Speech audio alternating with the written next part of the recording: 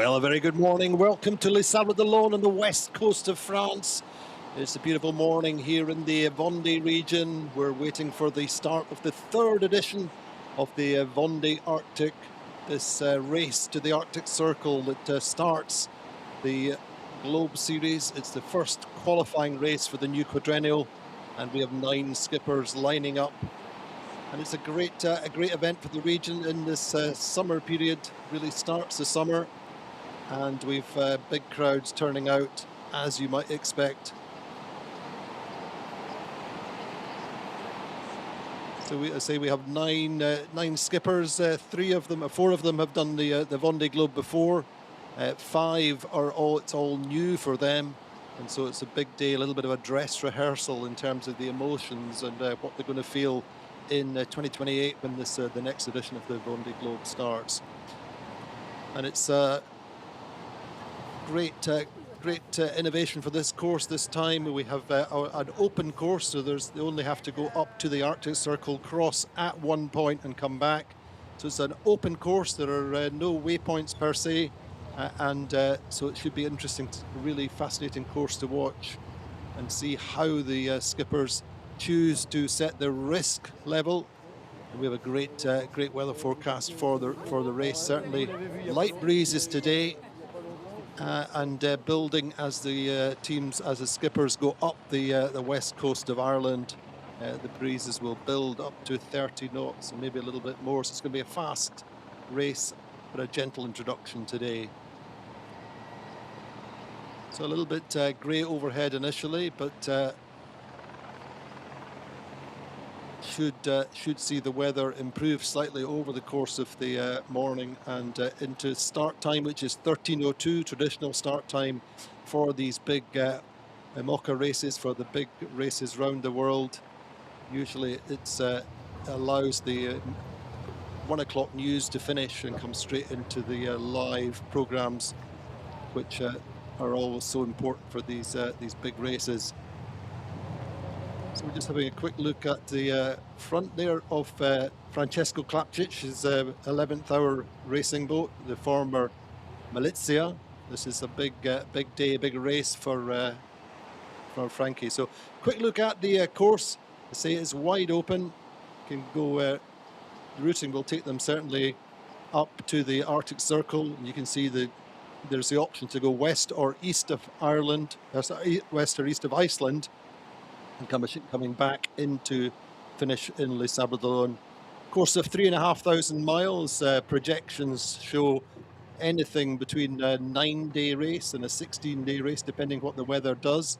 Possibly even quicker, but it's going to be lighter winds as they come back down. And so it's going to be a very strategic and tactical race. But it's a great opportunity for the skippers who have not done the Vendée Globe before to get into the race mode, to understand and understand the feelings and what they're going to go through on the long round the world race. Only 2 skippers in this fleet have done the Vendée Globe before. That's Arnaud Boissières, Calais, who is of course one of the local favourites. He's looking to get into his 6th Vendée Globe.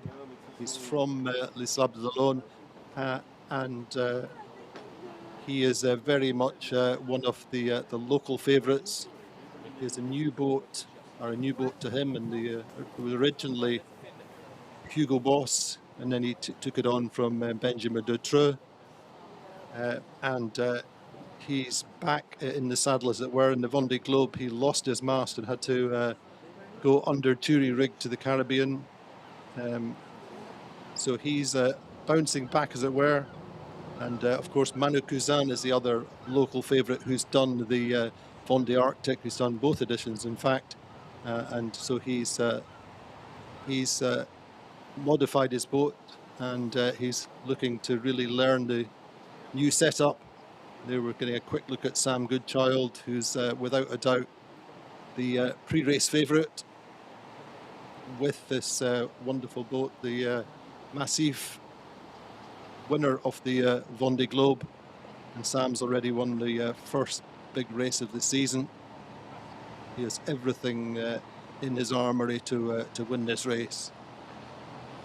So say a little bit of a grey morning as it is over Northern Europe generally. The Sables d'Olonne had a little bit of summer about 3 weeks ago when the beaches were all packed full. And but it's still quite chilly. I say it's going to be a relatively light wind start, and just a gentle build up, a gentle baptism for the skippers who have not experienced this level of racing before. So there we see Sam Goodchild. He's very much in control of his emotions, and here we see Ambrogio Beccaria, the Italian. Cali there, Arnaud Boissières, Francesca Clapcich, and there's Nico, who is the new rookie skipper. Violette d'Orange, the big star of French sailing after the Vendée Globe. She's massive following, as indeed does Sam Goodchild now in both France, and then Corentin Horeau, who's second in the first race of the season. He has the MACSF Max, which was previously the Pat Prec boat. Did the Transat Café Joyeux with Johan Richomme. So great atmosphere this morning. Skippers really a feeling of solidarity and excitement. It's not a Vendée Globe in terms of the level of trepidation, the level of concern, the level of worry, but it's still a tough course. It's still, you have to finish, and it's really a test of reliability of the boats as well. And as I say, it is a qualifying race. It's the first Category 4 race of the quadrennial, so it's a premium qualification opportunity. Now, whether or not the qualification is as tough as last time. Last time there was over a lot of pressure to qualify with only 40 entries allowed. Now then, if we have 9 boats racing this time. Last 2 editions of this race, we had 25 and 22 MOCAs racing, so a little bit less interest, but and of course, there are still many teams to come forward. Some teams are some of the better known skippers launching new boats. And they will come on stream later in this year. Some teams or some skippers have been modifying their boats, optimizing them over the winter, and they're just launching round about now. So this is very much an indication of who has to prove themselves in their boats at this stage in the season, and who needs to go racing, or who can indeed have the full program in place and want to just get miles. This is the first of what, in essence, are 5 solo races during the Vendée Quadrennial. So it's important to just build miles and build confidence in the boat. So there's a good aerial view of our fleet. Sam Goodchild's team Macif have made some modifications through the winter, but he has a new boat coming on stream, and he's testing sails. There's a new boat coming on stream next year, and it will be a development of this one. But they really have everything in place. They are the top team without a doubt. No stone unturned in terms of preparation. So Sam will have great faith in his team and the boat, but high expectations. And this is all something new for Sam. I talked to him a few days ago, and he was saying it's all new for him to be in the position of favourite.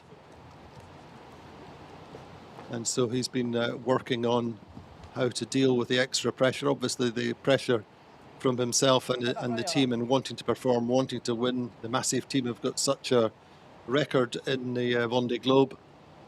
It's a big pressure for Sam. Anyway, looking now at 11th hour racing.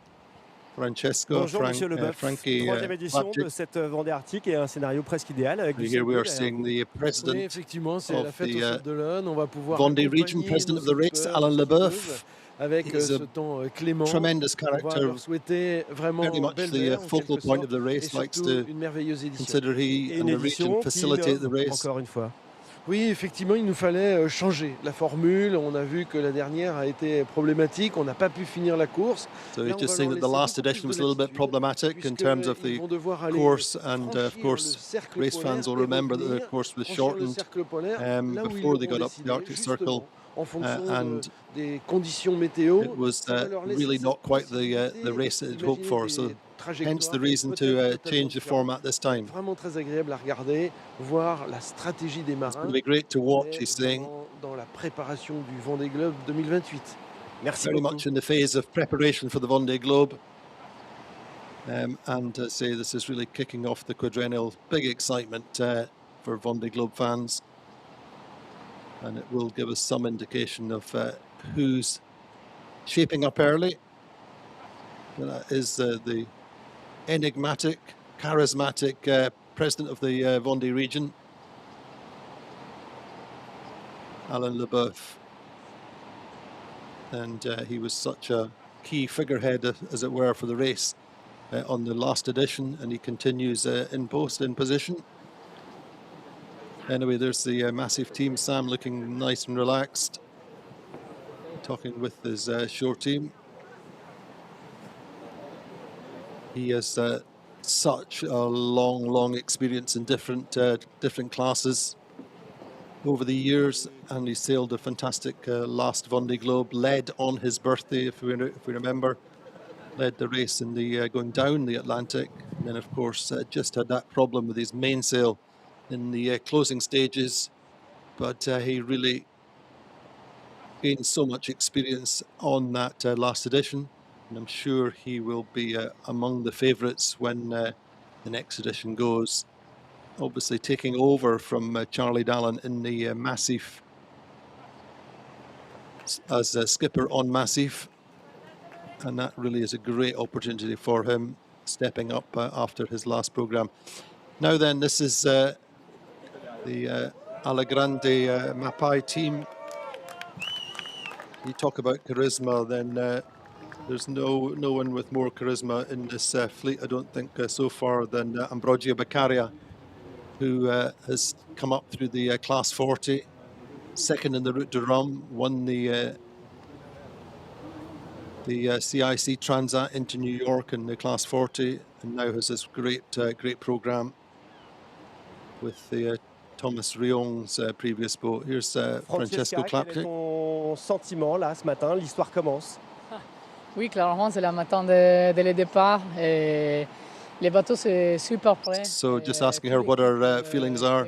She's saying it's the morning of the depart. She looks En les bateaux, en la logistique, en toute la communication de la everything. The boat's ready, the logistics, everything's good. Et voilà, I'm ready. Je suis prêt pour naviguer. Et des conditions plutôt sympas. She's ready to go racing. Oui, et conditions compliquées. Et beaucoup de vagues. She's saying the weather's complicated. Of course, Pas beaucoup de vent. Frankie's Italian-American, French, improving all the time. She lives a lot of her time in Lorient. À côté de la côte, un peu beaucoup offshore. Donc oui, c'est clairement c'est bon pour la routine. C'est pas très neuf à l'extérieur de l'échanal, mais clairement So it's a little bit of an opportunity to learn some of the feelings and things for the Vendée Globe. Going out through the channel will be a big thing. So that's Frankie. Say her boat is the previously Boris Herman's Militia. Very robust and reliable boat. So little final finishes there, and there's Ambrogio, very popular in this in France. So running down the boats there, then Initiatives-Cœur now in the hands of Violette Dorange. She's had the transference, as it were, the passing of knowledge from Sam Davis. And this is Julie, who's Sam Goodchild's wife and daughter. Nervous times for them, but having been through the Vendée Globe together with Sam, this is should be less stressful. So you can see from the flags, relatively light winds. So we're expecting 5 to 7 knots on the start line, and it will build over the course of the late afternoon as you get out into the Celtic Sea. Probably the worst period will be going up the Irish coast in terms of the strength of the breeze, increasing progressively, say up to 25, maybe 30 knots at times. So it should be fast for the latest generation foilers. Be interested to see how hard the top guys push then. I think we can, having looked, or if you look at the 1,000 race, which was the preliminary qualifier, which Sam Goodchild won. Corentin Horeau was second. I think we could expect them to be the real favourites. Will be pushing hard, as indeed will be Ambrogio. There you go, Corentin Horeau there in the middle of the picture with the baseball cap on with his big team. Alain Gauthier there's a technical manager, runs the team. And of course, MACSF was the team that he was running for Isabelle Joschk, who's decided that she doesn't want to carry on in this level of ocean racing. So Corentin Horeau was selected as a skipper.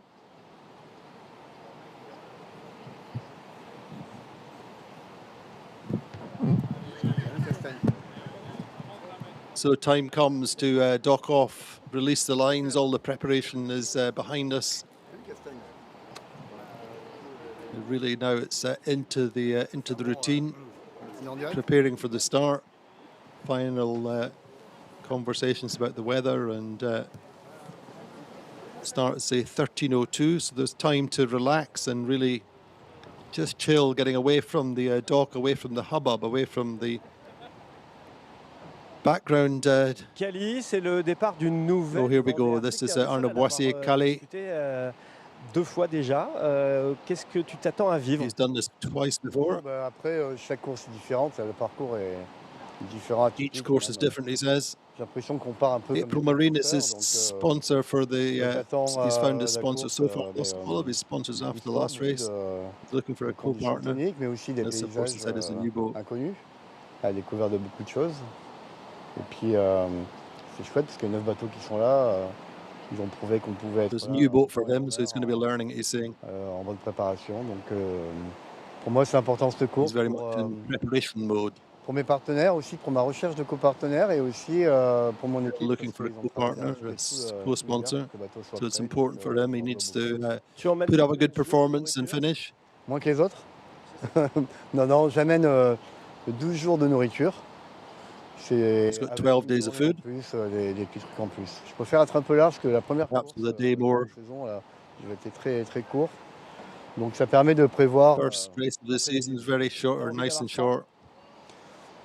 J'ai pas envie d'avoir froid, mais je suis préparé à avoir froid. J'ai des chaufferettes. Is he worried about the cold? Obviously, the race is going up into the cold wastes of the Arctic, but it shouldn't be terrible.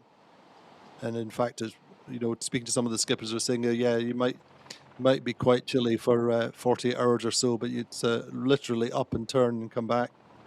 Will obviously depend on how the breezes are, how the wind is for the return trip. There's Stu McLaughlin there with the headset on as the technical manager or boat captain for Frankie's team. Hugely experienced. There's only one gear, says Frankie.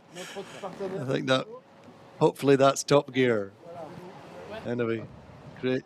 All the Frankie just docking off in a few seconds. Monsieur President has said goodbye.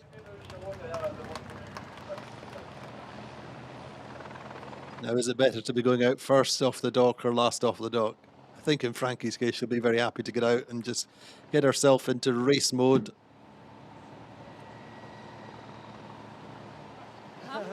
This will only be her second IMOCA solo race. Did a fantastic Transat Café Lore last year with Will Harris, finishing second. Now, whether that increases expectations or not is a little bit of a moot point. But she certainly sailed the boat fast with will. I think there's no question about her ability in terms of sailing the boat quickly. She's saying she's still got a little bit to learn in terms of navigation strategy. But she's already won a round the world race with the ocean race with 11th Hour, and sailed the Ocean 50s a lot with the Ocean 50 circuit. So she's very much the all-round sailor, really confident, and she's saying as long as she can stick to the plan, then she'll be happy. Because it's going to be interesting to watch her strategy and see whether she risks and doing anything different, or whether she's really just in learning mode and trying to sail the boat fast and finish.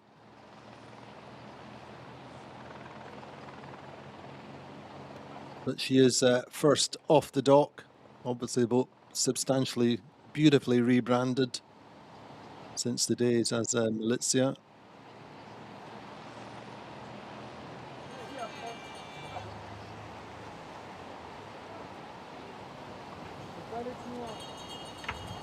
So it's a kind of departure light, if you like. There's plenty of people out, but Corentin. Nice to just be able to go through this procedure. Anyway, Corentin Horeau, winner of the La Solitaire de Figaro in 2023. L'histoire a déjà commencé avec MACSF, mais donc voilà, on continue l'histoire en route vers le Grand Nord. So there's a long history with MACSF, obviously with the sponsor. So he's stepping in. He did the one race solo. Pas beaucoup de vent au tout départ, mais c'est bien pour. Not much wind at the start. Etc. Et puis assez vite. Shouldn't be. It'd be good for spectators on the water, certainly. He's saying. Nice spectacle. Une zone où il n'y a pas de vent, on va chercher un fond. Donc ça, c'est une zone où il y a de la pluie, avec une petite rotation de vent. So he's just saying, going out through a light wind dorsal, which is a ridge of high pressure, then finding a front, wet front or cold front with some rain in it. Une grande montée vers le cercle polaire avec du vent de travers. Big climb, a big ascent up to the Arctic Circle. Et puis pour la suite, c'est dans longtemps. On aura le temps de retravailler à bord pour les fichiers météo, mais voilà, on espère mettre à peu près. The return is very open in terms of weather at the moment, so that's going to be an interesting part of it is how the skippers develop their strategy for the return. It's certainly not clear at the moment. Non, je serai pas là. Je serai pas là, je pense. Mais c'est pas grave. On va suivre ça à bord, et puis ce qui est important, c'est les matchs à élimination directe. Bon, bonne course en tout cas, profite bien. Merci. So that's Corentin Horeau from La Trinité, a merchant marine, qualified merchant marine engineer. And there we go, Arnaud Boissières then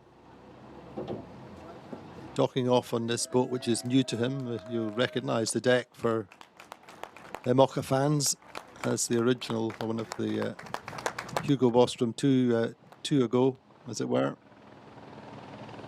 was Benjamin Dutreux's boat in the last race.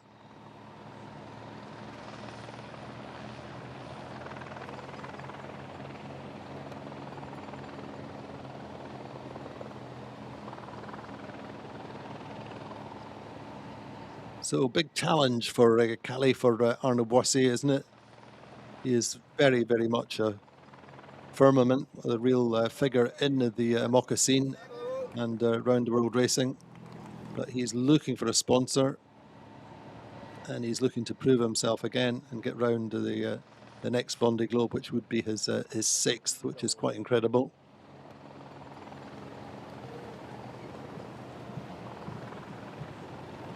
But never underestimate his ability and his skills.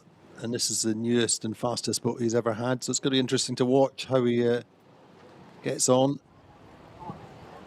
Long time friend and contemporary of Yannick Bestaven, grew up together in the Arcachon, and obviously Yannick went on to win the Vendée Globe, and Calais is just proven himself super durable and great character. Anyway, Francesco Clapcich great to see them. We always expected there to be big crowds out, and it's lovely to see them out in the summer. And Frankie's super relaxed, obviously. And there we go back to Corentin talking with Alain Leboeuf. It's great for the skippers to meet the president and build the relationship in both directions, really. He takes a great personal interest in the skippers, and I say this is the start of the quadrennial, and they'll see each other many, many times.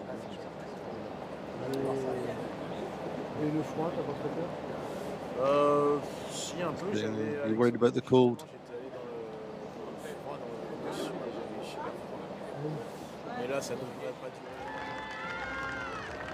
There's some of the crowd out on the Chaume side, the right-hand side, looking out through the famous Les Sables d'Olonne channel. So this is a new experience for Francesca. Comment vis-tu cette matinée?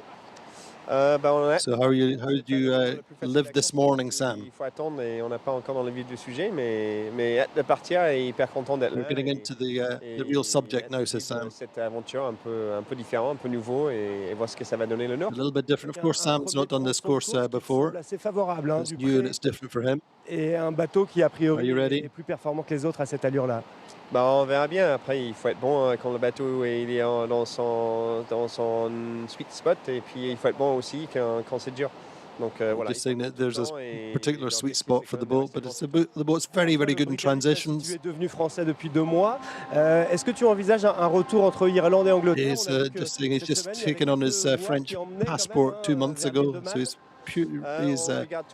dual nationality, but he has a French passport. Obviously, big importance for Macif to have a skipper who's French. Macif being a big, giant French insurance company. Donc voilà, on ne sait pas, mais l'option n'est pas fermée. Merci, bonne journée. So just saying that the options are open in terms of strategy.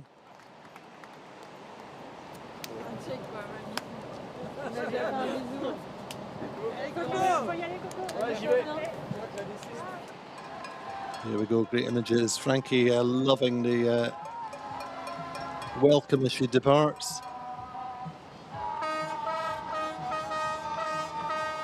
So this is a new experience for her. She's not a skipper who's harboured dreams of doing the Vendée Globe for many, many years. I think she's someone who's developed, grown into it.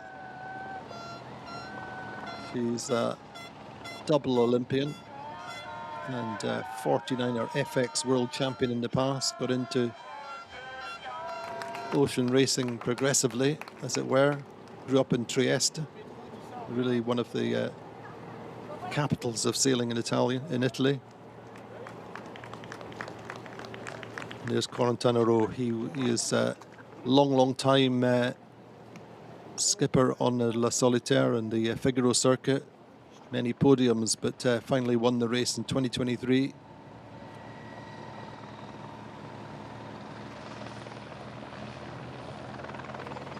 Whether it's true or not, certainly I know that Callie, Arnaud Boissières' mum used to live in the Chaume, and he used to say that he could see his mum's house on the way out. Anyway, here we go with Ambrogio Beccaria. Là, j'essaie de penser vraiment aux choses qui vont passer les prochaines minutes. Je ne sais pas de trop me projeter en avant parce que he's just saying that he's just living for the moment at the moment. Blocage, quoi, parce qu'il ne faut pas s'imaginer déjà au cercle polaire. Là, aujourd'hui, il fait chaud, il fait beau, il n'y a pas beaucoup de vent. Il faut faire de la course, quoi. Et at the moment, chaque jour, thinking ahead to the what lies ahead. At the moment, he's just keeping his head in the present time. Alors, il y a quelques jours, tu disais, la course, ça commence samedi soir parce qu'il faut rendre la copie pour le choix de voile. Qu'as-tu choisi comme voile? Du coup, j'ai l'impression que je suis le seul à partir sans les jockey pools, que c'est les gros tubes à l'arrière qui servent à faire voler les grands voiles. Just talking about the sail choices, they've had to make their sail choice yesterday. C'est clairement, j'ai pas de voile pour le portant léger. Ça y est, c'est parti. He's got no downwind sails, so no jockey pool, he's saying. Oui, je suis confiant. Après, c'est aussi que c'est un voile que je connaissais vraiment pas. j'ai envie de voir le bateau plus en mode volant, du coup essayer de pousser des angles, voilà, pour going to learn more about the boat in flying mode. un peu He's le made some démarrage, changes over the winter. The En boat's termes lost. d'émotion, qu'est-ce qui He's te removed traverse a lot là? of weight. Voilà, il y a un paquet Lifted de trucs. C'est sûr que je me suis the pas foil réveillé boxes. au The horaire position of the normal, foils. He's yet to duquel have his je me new réveille normalement. foils fitted, which he'll do before the run. Mais voilà, obviously. j'essaie tout le temps de calmer mon partie de moi qui est forcément assez stressé.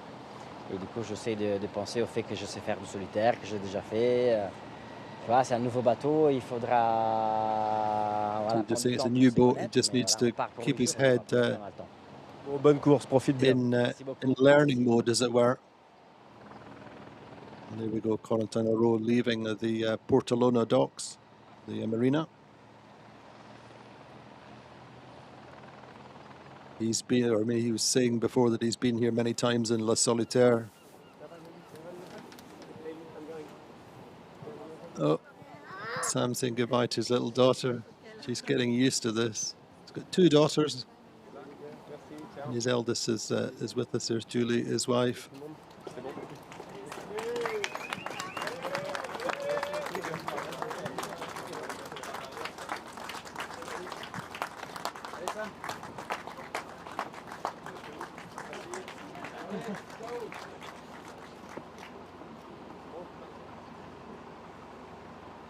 So a quick look at his watch there to make sure everything's perfectly on time. Anyway, coming out through the channel is at La Chaume is Calais, Arnaud Boissières. Very much on bounce back mode, as it were. And also learning mode. He was very strongly affected by losing the mast in the Vendée Globe. Obviously, he was looking to become the first skipper to finish 5 Vendée Globes, and he was on course for that until he lost his mast. So he's very resolute and just needs to improve or increase his funding package, and we should see him back at the start of the next race. So now then, Sam Goodchild coming out of Portolona, out of the marina.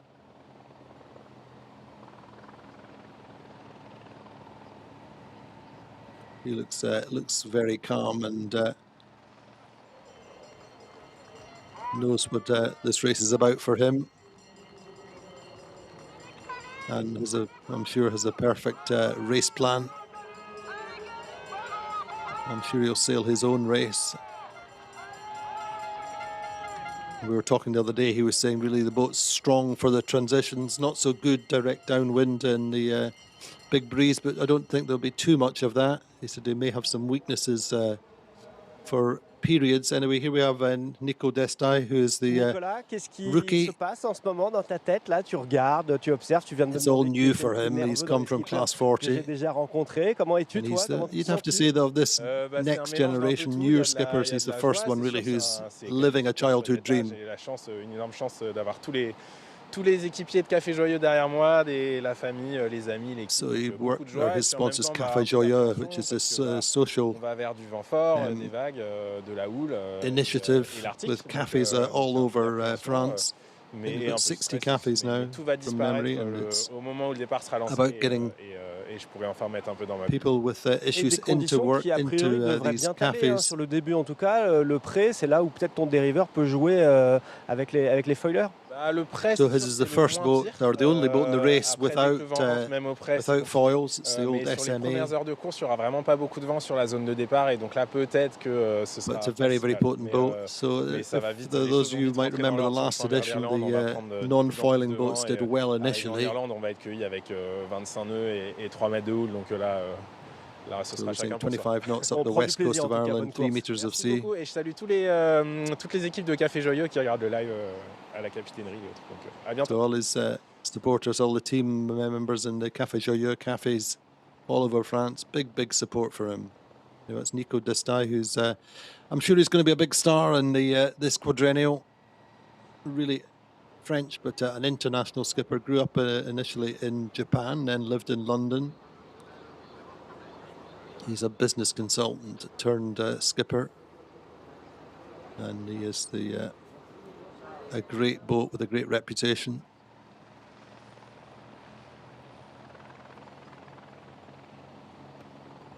It's a nice calm morning for a summer send-off for the Vendée Arctique.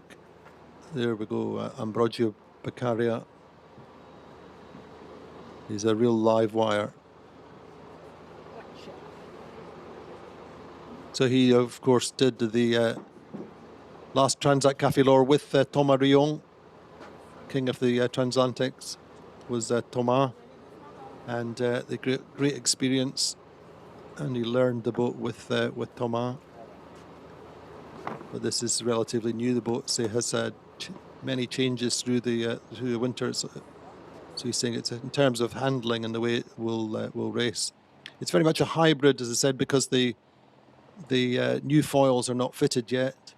So that will be, again, something new and something for him to learn. But I'm sure come the next Vendée Globe, he is going to be a contender. Knows how to push the boat hard, very fast sailor intuitively, but also is a naval engineer who knows the technical aspects of making boats fast and reliable.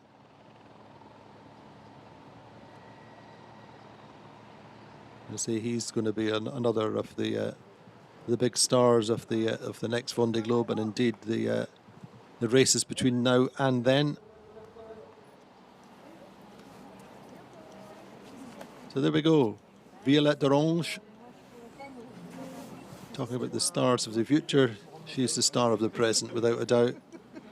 After the last Vendée Globe, she had huge crowds out at the finish. This is her family.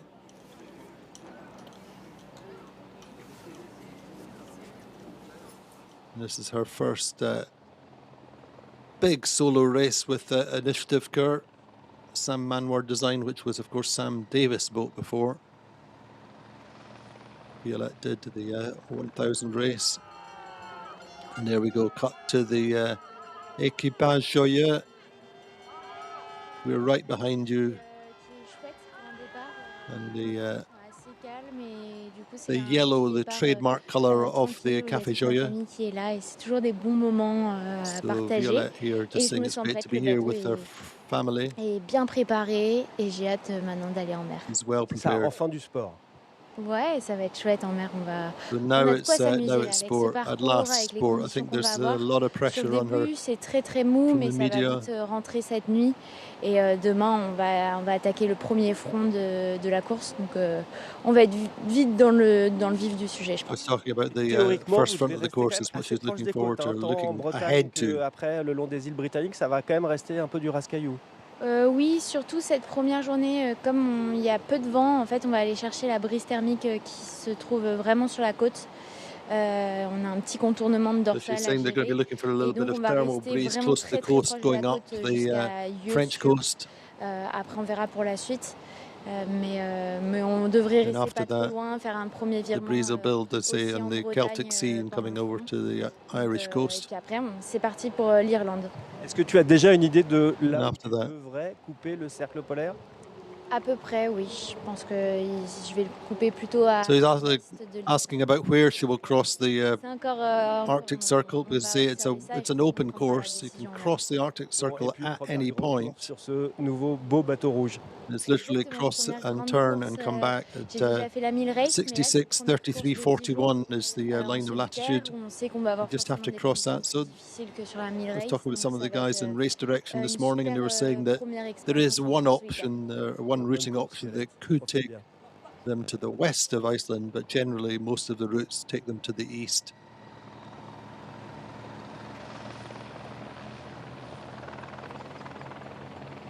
So as ever, as you would expect, big crowds out on the legendary Les Sables d'Olonne channel. Sam Goodchild leaving for the second time, of course, did the Vendée Globe before.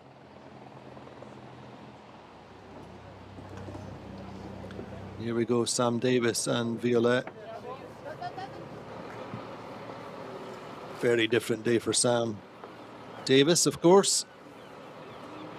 Usually she'd be racing. She finished 4th in the first Vendée Arctique, did Sam. So transition for Sam now, very much onshore as support, and will be working and sailing, of course, with DMG Morai and Kojiro Shiraishi's new program. Sam's very much involved with that. Just launched a new Vendée boat last week. And there Nico Destai, who say is very much the rookie of the Imoca fleet.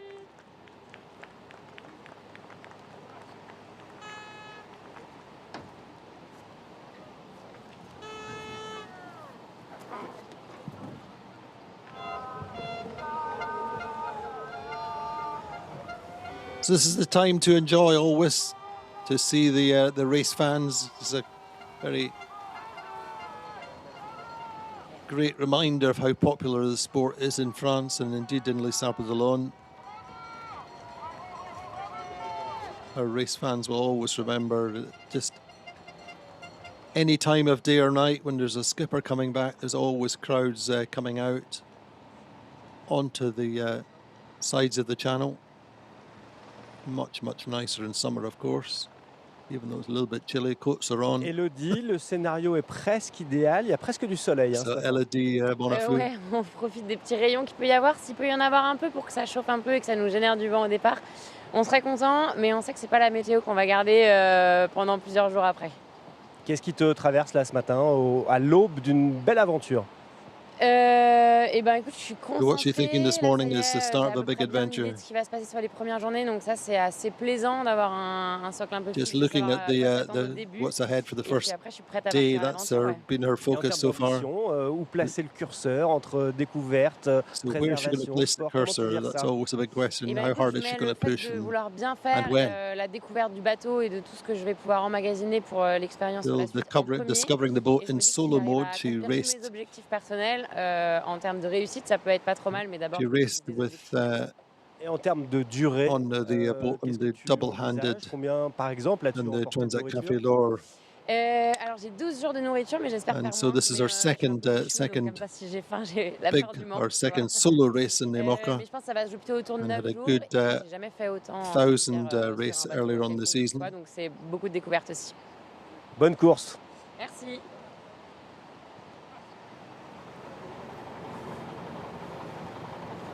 So she's her boat there is the sister ship to Sam Goodchild / Charlie Dallon's boat.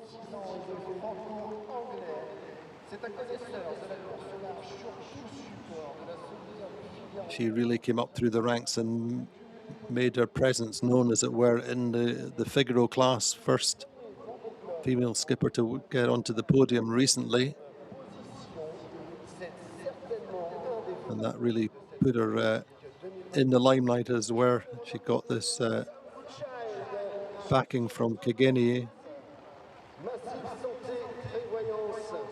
There you get a nice idea of how light it is. It's going to be a nice, gentle, slow start, build up into the race.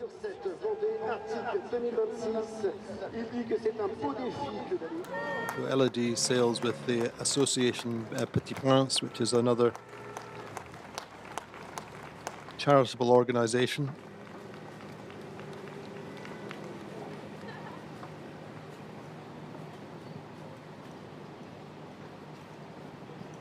And really all eyes are so often on Violette Dorange. I think it will be nice for her to get out onto the open ocean and just go sailing.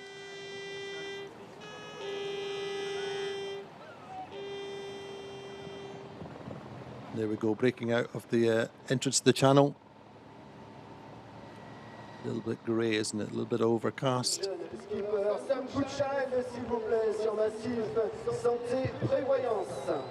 There we go, and we've got our commentary all the way out the channel.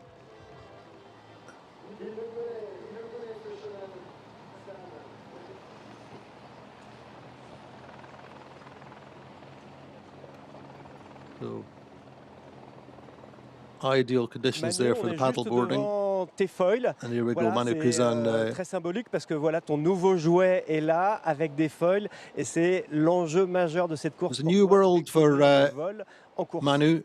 C'est ça, depuis le temps Fitting qu'on en parle, ça y est, foils c'est to his jour boat. J. Donc So it's all effectivement, new for him. les beaux foils sont Coup de là, pouce. le bateau est là, tout est prêt. Donc The foils voilà, are il y a there, the plus boat's qu'à there, aller he's all ready tester to tout go. ça, grandeur nature. J'ai hâte.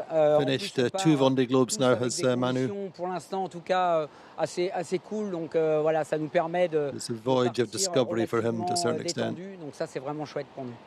Toi, tu as déjà vécu les 2 premières éditions de la Vendée Arctique. Tu t'attends à quoi?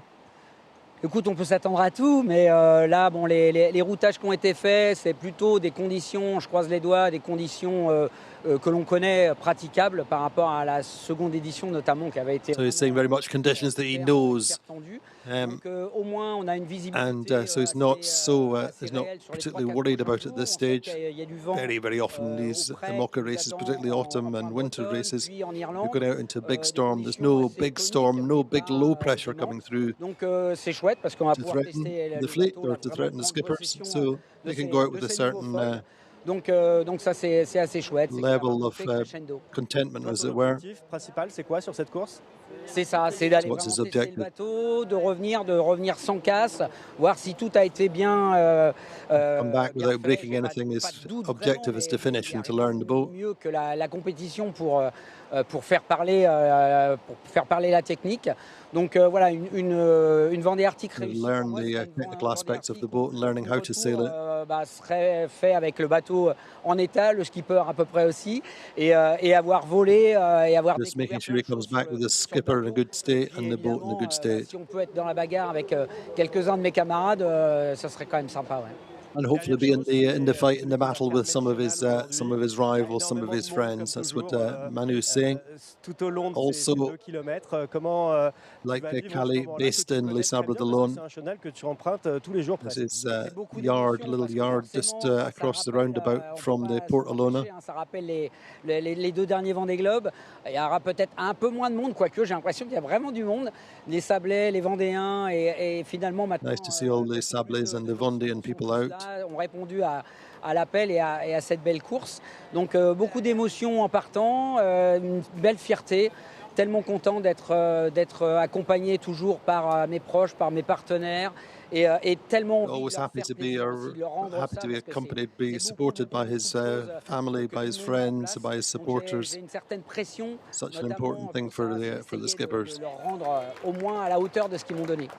Merci, bonne course. Merci beaucoup. So there we go, and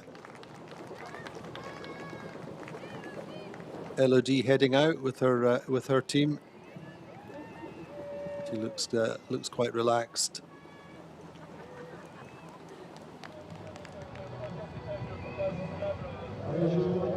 So she and Jan Elias, who's very much been the mentor for her and the programme, did the Transat Café Lore last year and were going really well, and then had a technical problem, had to stop in the Azores briefly, but they proved that the boat is quick, and she's been learning all the time.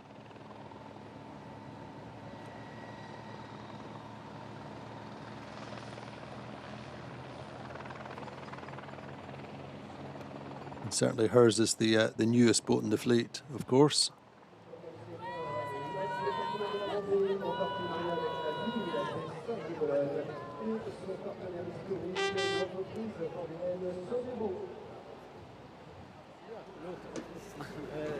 Here we go. Alain Leboeuf with Manu know each other really well, obviously. And of course, the president's not biased in any way, but he really has an extra moment or two for the Les Sables and the Vendée skippers. So just asking Manu about his changes to his boat, and he's saying he's got these new foils, or he's got foils.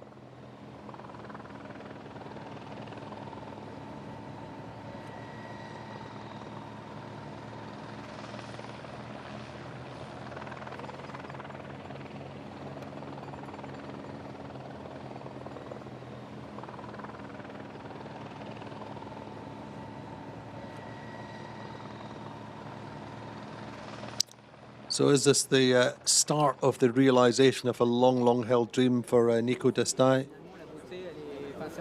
See, he always wanted to do the Vendée Globe. I think he's certainly unique among the new generation, the skippers coming into the IMOCA class at the moment.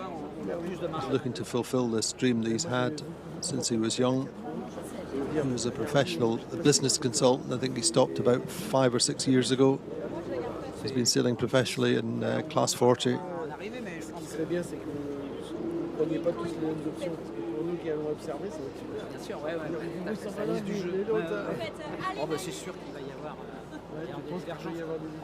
So just Alain Leboeuf just asking Manu what he feels the fleet will, how they will remain grouped or whether they'll split because of this opportunity, this option, so many different options, because you're only required to cross this line of latitude at any point. Now, how that actually manifests itself once we get underway is going to be interesting. I think certainly with the quicker boats, you tend to find that everybody gets the same weather information. Everybody's running broadly the same weather routing software, and the weather routing will generally keep the boats close together. There shouldn't be any big options. But it may be interesting coming back down from the Arctic back when the transition areas and the areas of lighter winds. It's going to be very, very different. Missions to push to a different side of the course or catch up.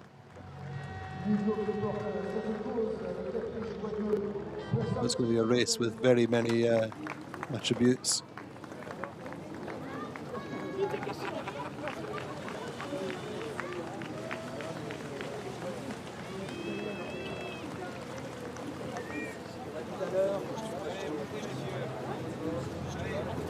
There we go, Manu Cousin leaving his home port. The boat is based here.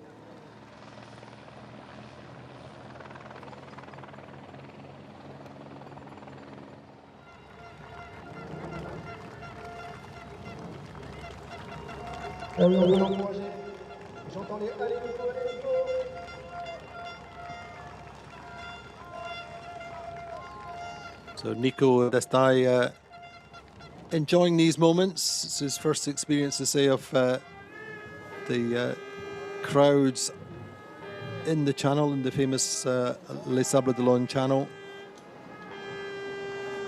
And the next time he goes out, the crowds will be so much bigger, probably 10, 15 times bigger. Hundreds of thousands turn out on start day for the Vendée Globe. And it's a much more daunting prospect at that time. This time they're going to the Arctic Circle and back. Next time it will be round the world, non-stop, solo, unassisted. So this is really a time to enjoy, to get used to.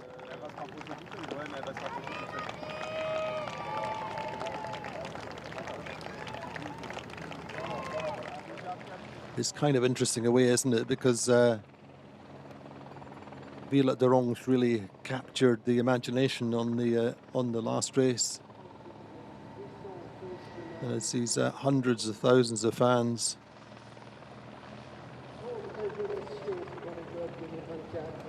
And Élodie Bonafous is very, very different in that respect. She's come in through the La Solitaire and through the Figaro class. And her success is there really with the launch pad to get this backing or get into this program with Quéguiner and Jan Elias launching the boat very early, or the earliest possible time really for the Vendée Globe quadrennial. But making, say, the smart decision in a lot of ways to build a sister ship, so it's a proven design. Violette qui va pour sa première participation sur cette Vendée Arctique. On peut l'applaudir, s'il vous plaît, l'ovation pour Violette. So our fleet is assembling there out on the open waters off Les Sables. Start time 13:02. So there will be time to just take a few moments and relax and just progressively get into race mode. Leave the teams behind. And for sure, this is a great race to say from that point of view, just learning what the French call the automatisms, the process of doing things automatically, just being in race mode, not having to think too much about the emotions and just working on the processes till they become instinctive. And I think from that point of view, this will be a good race. And it's certainly that period up the west coast of Ireland, chance to go fast and really sustain high speeds.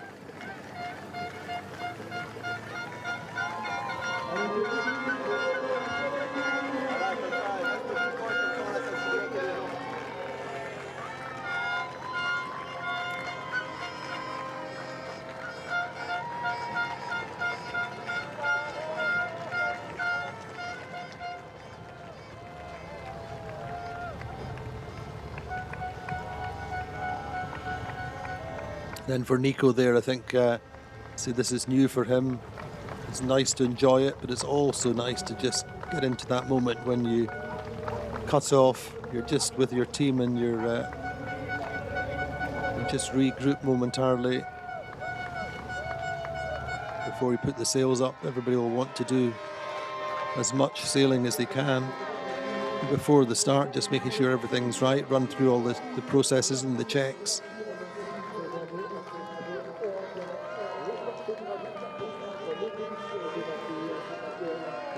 And of course, these light conditions, in some ways, they're a blessing.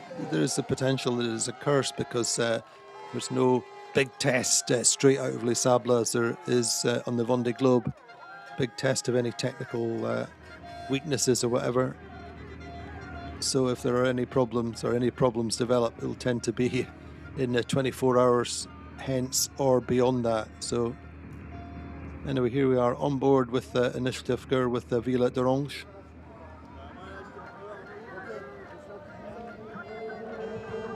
And that's interesting now then. The main sails going up there as soon as we get out. MACSF, Macif as well. A little gentle breeze. We should see probably up to 7 or 8 knots possibly. But it's going to be patchy. It's going to be a case of knitting the best areas of breeze together. And as I think it was Élodie was saying, sea breeze, looking for the sea breeze conditions close to the coast.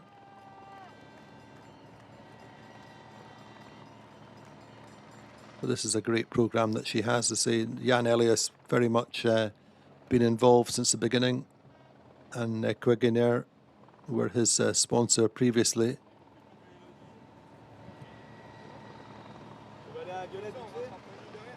Another French company, relatively modest size, but owners who are really into or have learned the values of ocean racing to their company, and really very, very supportive over the years. Of course, Initiatives-Cœur, this fabulous organisation which provides heart surgery for infants in Africa and developing world, to bring them back to France for heart surgery. They do fantastic work.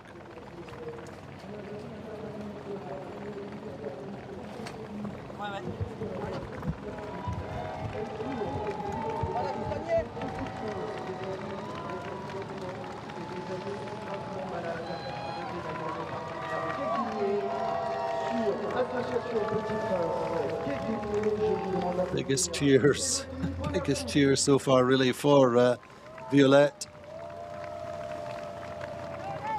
I mean, her return after the Vendée Globe was probably the biggest moment in terms of the size of the crowds and the passion. Obviously, Charlie Dallon's arrival was huge, but I think it's fair to say that Violette was the darling of the race. So things have all upgraded and moved on for her with this Sam Manward boat. And she's been learning hard, learning fast with Sam Davis. But now is the time to really continue proving herself and improving herself.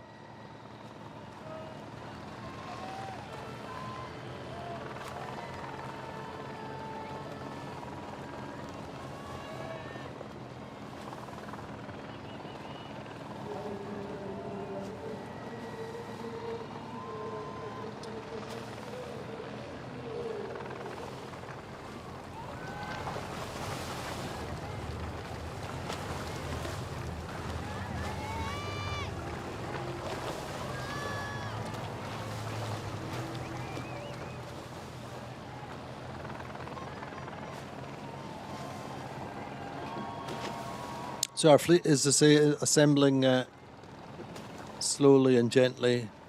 Time to think and time to just enjoy this morning building up to the start.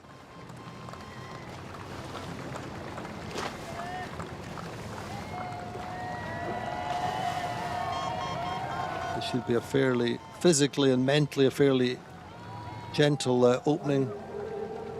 The first 24 hours or so.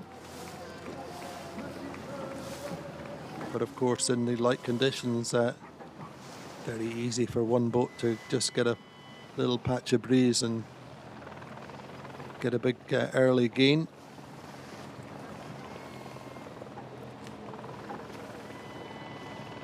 See, a few of these skippers have cut their teeth in the Figaro circuit, not least Sam Goodchild, Corentin, Horeau,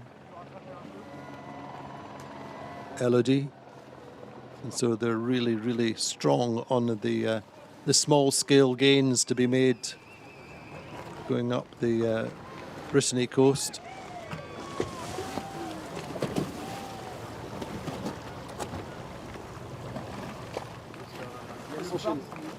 J'en ai par un 3/4 avant pour avoir le phare.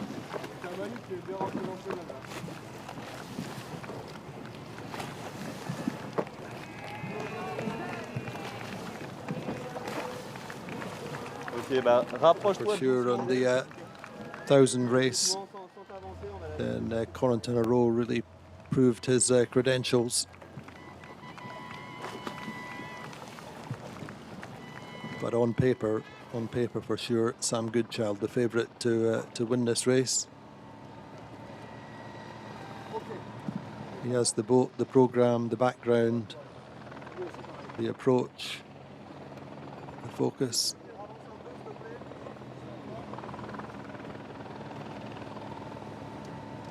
And obviously Sam raced La Solitaire, came close to winning.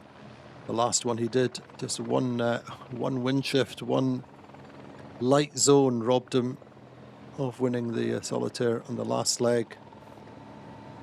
Ended up inshore and boat sailed round the outside of him from memory.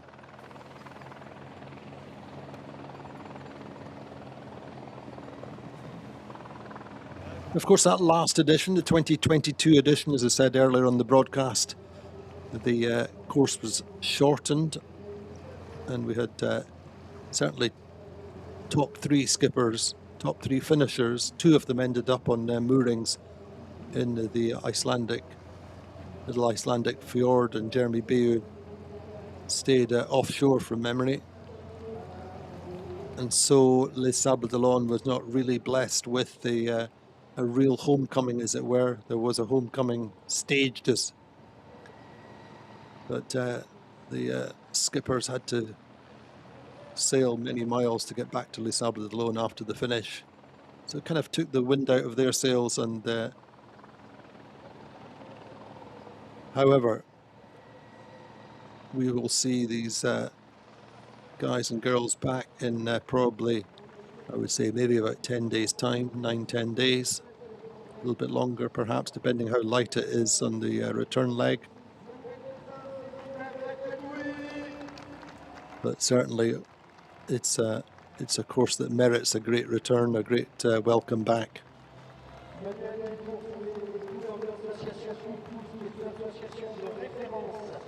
So the last editions, the first edition had 22 starters. The last edition, at the start of the last quadrennial, had 25. So I think 9 really reflects many different things with where Mocha is, where the Vendée, the appeal of the Vendée is, but more particularly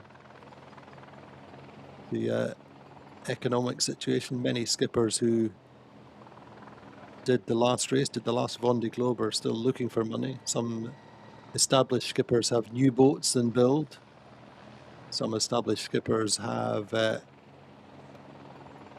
modifying their boats. I know Jeremy B, who's just launched his, what is it, almost effectively a new boat. Made so many changes to Charal. Boris Herman has his new boat in build, should be launching soon.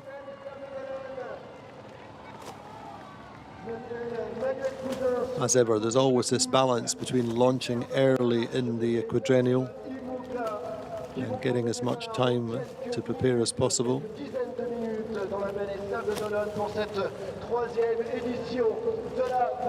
So from that point of view, I think Boris is very much on course. Interesting to see how his boat is.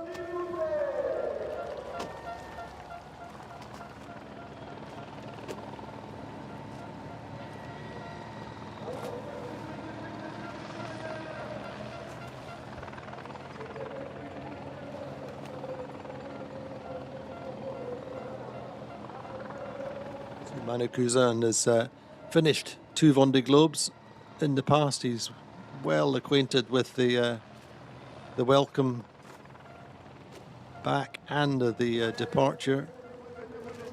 He's an ex-motor industry executive who gave up that many years ago now and became a professional skipper, moved to Les Sables d'Olonne.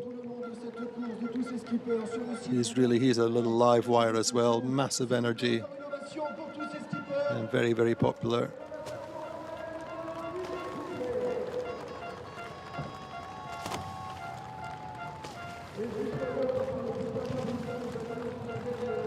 Élodie Bonafous looking a little bit, or she's looking a little bit nervous earlier on.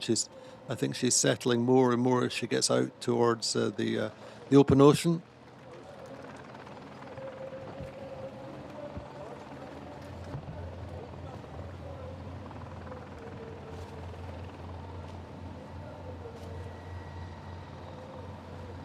Cousin is 58 now. He doesn't look it, does he? He doesn't look like he's changed at all over the years that he's been involved in Mocha.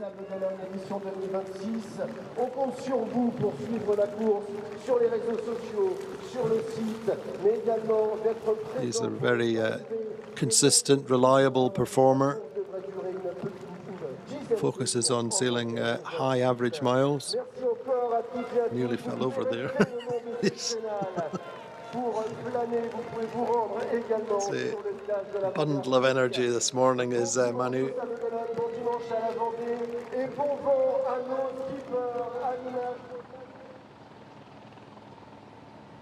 So there you go. It's just this little boats move between the Les Sables d'Olonne skippers, as it were, or the Vendée skippers, as it were, with Cali taking on Benjamin Dutroix's boat. And the boat which Manu has was the old La Micheline. So this boat started out as Foncia, Banque Populaire Maitre Coq, Initiatives-Cœur, and then is after being La Micheline is Manu Cousin's Le Coupe de Pouce.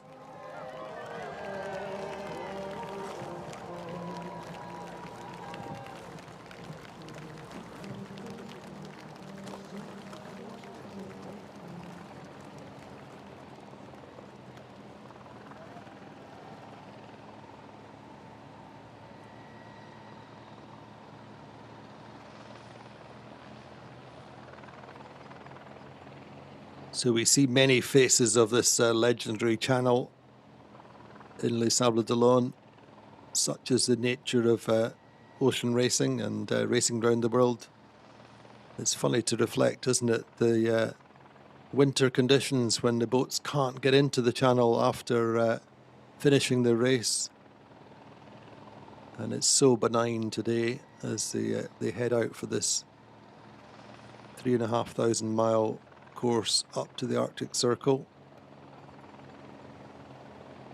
So many different variables on this race. Obviously, getting up into the northern latitudes, you have the midnight sun, as it were, which rarely sets. Only small hours of dusk, really, not really darkness. So again, it's very much a positive. But even though the skippers are really super tired or get themselves into a state where they're tired and need to sleep, still the constant daylight does affect the body clock. Again, one of these things that I was talking with Sam Goodchild about. He's saying it's something that he's worked on.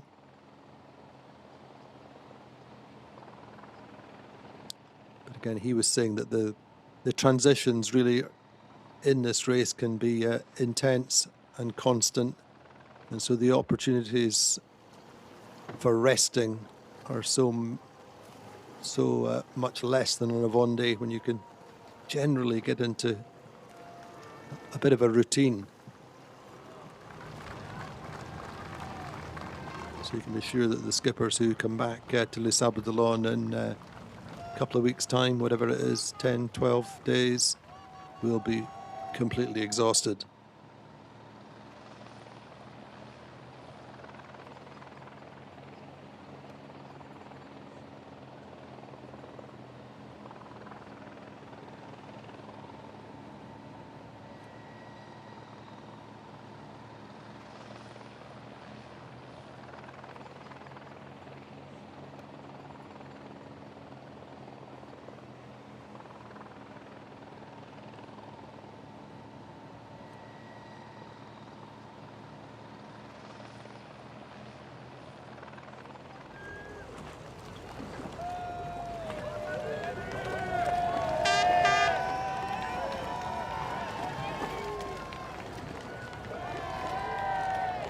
To Manu then, the last of our 9 skippers to leave the channel to enjoy the farewell of the Vendéans.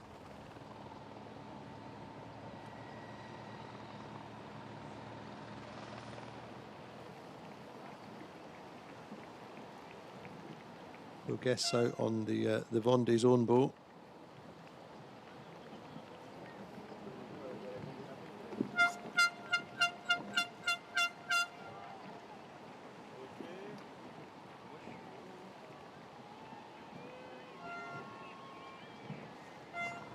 Of course, the race rules are exactly the same as the Vendée Globe, so no outside assistance.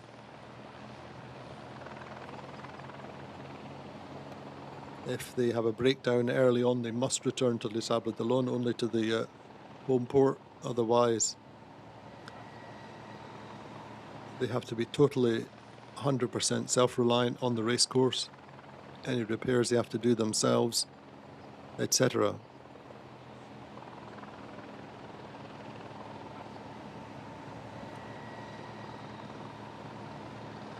So a little bit of blue sky just appearing now, just on time, just on cue, as they head out to the open waters.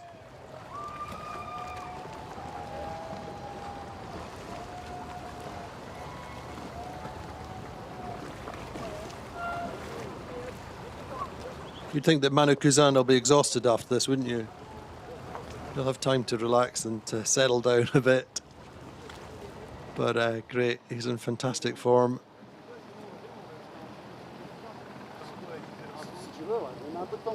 Big into his martial arts is Manu Cousin. Keeps himself super fit.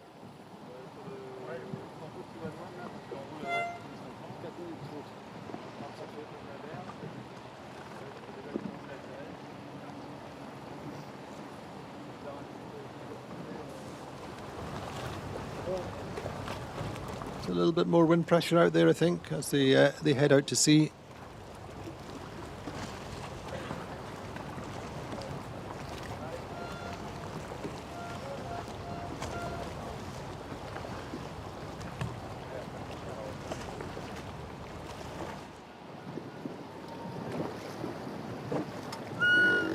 The original mockers, you just get a chance to reflect on how the classes evolved since that particular boat there. It would have been one of the very early generation mockers. Of course, the latest generation, the skippers really pretty much racing indoors, fully protected, as you see there with Manu's boat.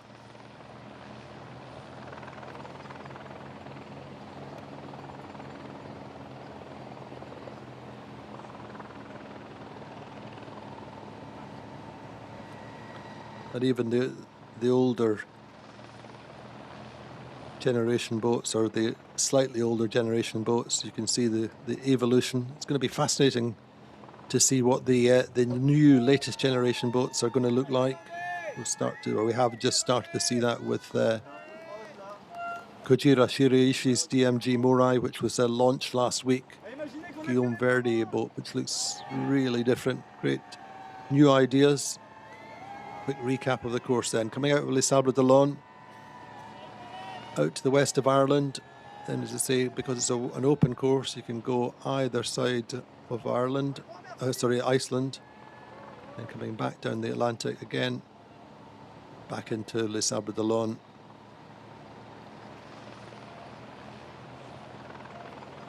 Just new initiative. So it's going to be interesting to watch and see how that evolves, what really happens.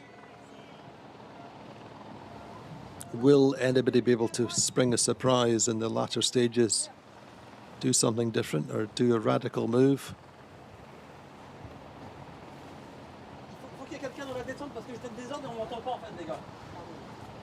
Be interesting to see how the different sailors set their risks level. Anyway, here we go. Here is the start list. Ambrogio, Beccaria, Allagrande, Mapei from Italy, Arnaud Boissières, April Marine, Recherche, Partenaire from France, Élodie Bonafous, also from France, Association Petits France, Francesca, Frankie Clapcich, Italian-American 11th Hour Racing, Coup de Pouce, Manu Nico d'Estaille, Café Joyeux, Violette Dorange, Initiatives-Cœur, Franco-Britannique, we're told to call him, is Sam Goodchild, who just got his French passport.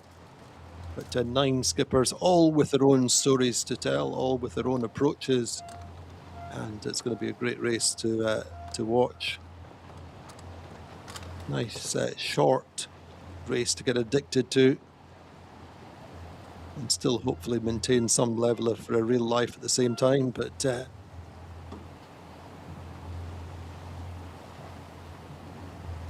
this is the first race of the Vendée Quadrennial, as it were, the first big qualifying race.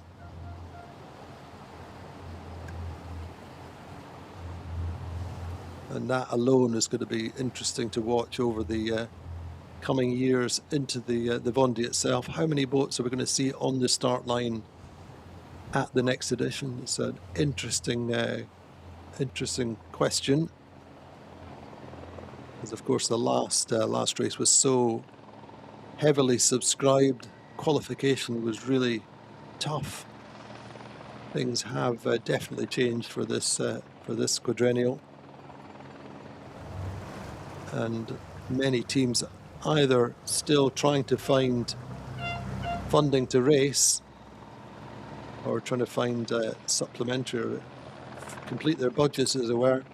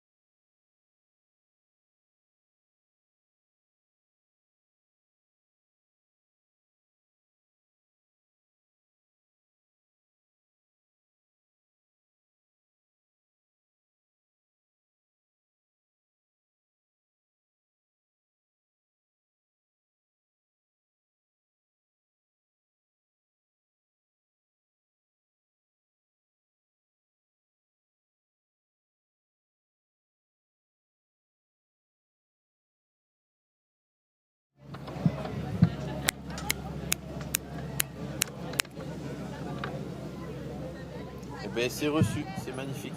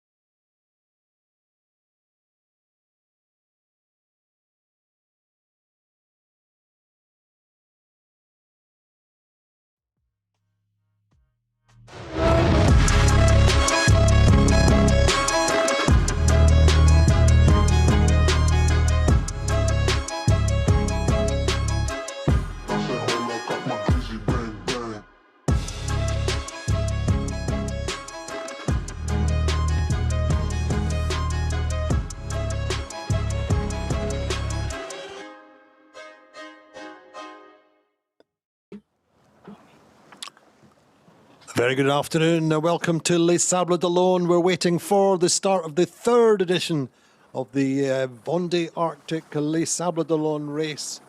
This third edition racing up to the Arctic Circle, turning back and finishing back here in Les Sables d'Olonne in about somewhere between 9 and 12 days perhaps. It's difficult to predict the exact duration of this race.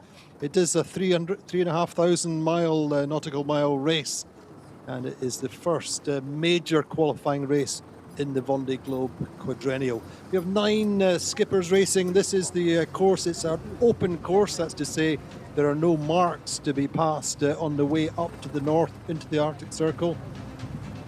And the skippers can cross the Arctic Circle at any point that they wish to, they choose to.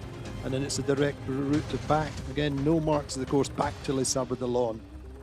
So it's very much a free-flowing, exciting, open race course. Lots of choices, big choices, small choices along the way. And we have a beautiful afternoon here on the west coast, the Vendée coast that gives its name, the Vendée region that gives its name to the Vendée Globe, and of course this Vendée Arctic race. And this is it's the first qualifying race of the quadrennial. This is the third edition. The first edition was in 2020, and it was a race which was set up to establish a qualifying process for this legendary solo non-stop race round the world that happens every 4 years. So the race in 2020, which had 22 entries, 26 entries in the last edition in 2022. I think we had four teams didn't finish. But there's your start list from Italy. Ambrogio Beccaria, Arnaud Boissières, local favourite from Les Sables d'Olonne. From France, Élodie Bonafous, French skipper joining the IMOCA fleet last year. Francesca Clapcich, really an all-rounder from a dual nationality, Italian-American. Manu 58-year-old double Vendée Globe finisher from Les Sables d'Olonne. Nico is a new skipper joining the IMOCA fleet, pursuing his dream of the Vendée Globe. Violette, Dorange, the real darling of the last Vendée Globe. Sam Goodchild, Brit with a French nationality, or dual nationality now, the out-and-out favourite. And Corentin, Horeau, one of the favourites, certainly finished second in the Vendée 1000 race, a winner of La Solitaire. In 2023 is Corentin, up and coming, and certainly going to be a threat on the Vendée Globe, the next edition in 2028, starting early November. It's a really interesting and varied fleet from the established stars like Sam Goodchild, who is very much out-and-out favourite. With this boat, Macif, which he took over from the Vendée Globe winner, Charlie Dallan, who has unfortunately had to take time out from the sport with his cancer diagnosis. And so Sam has taken over, and they say the boat is super well proven, winning the Vendée Globe. Sam has already won the first race this season, the 1,000 mile race earlier on in the spring. And so he's the very much out-and-out favourite of a team that really no stone unturned programme looking after Sam, but of course the correspondingly the pressure increases, the pressure of winning, the pressure of performing. So there are our skippers this morning with the president of the Vendée region, the SAM Vendée company, which organises the race. That's Mr. Alain Leboeuf there in the white shirt. Met the skippers, met the public, and there's Ambrogio Beccaria. Just emotional moments that there is a Violette Dorange, the youngest skipper in the race, leaves. Arnaud Boissières, Calais, 56 years old now, heading for his 6th Vendée Globe. Francesca Clapcich there, Frankie, all-rounder, double Olympian, winner of the ocean race in crude mode. And then Sam Goodchild saying goodbye. He's got experience of the Vendée Channel. Ambrogio Beccaria does not. This is his first time at this level in the IMOCA fleet. Solo did the preliminary race, the 1,000 mile race before. And then this newcomer pursuing a long-held dream is Nico, And there we see Violette Dorange, huge support, emotional finish to her Vendée Globe a year and a half ago now. And there we go, Ambrogio Beccaria, charismatic Italian, full of Italian passion, and can sail a boat really quickly. It's a beautiful send-off. The public out in force as ever. Wind, rain, hail, showers, whatever. The weather is inconsequential for the Les Sables d'Olonne locals and the Vendée fans of IMOCA racing. They turn out, and of course this is a summer race, so why wouldn't you? Not quite as warm as we might want it here in Les Sables d'Olonne. It's still a little bit chilly. It's quite grey and overcast as the boats came out, but now the skies have opened slightly and it's warming up nicely.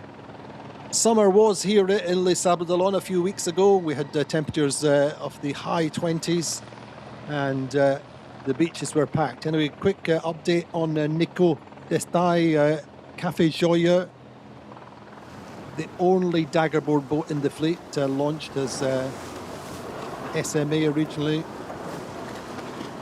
And there you go, that's Nico's palmares. His successes so far mainly been in class 40, just joining the IMOCA fleet.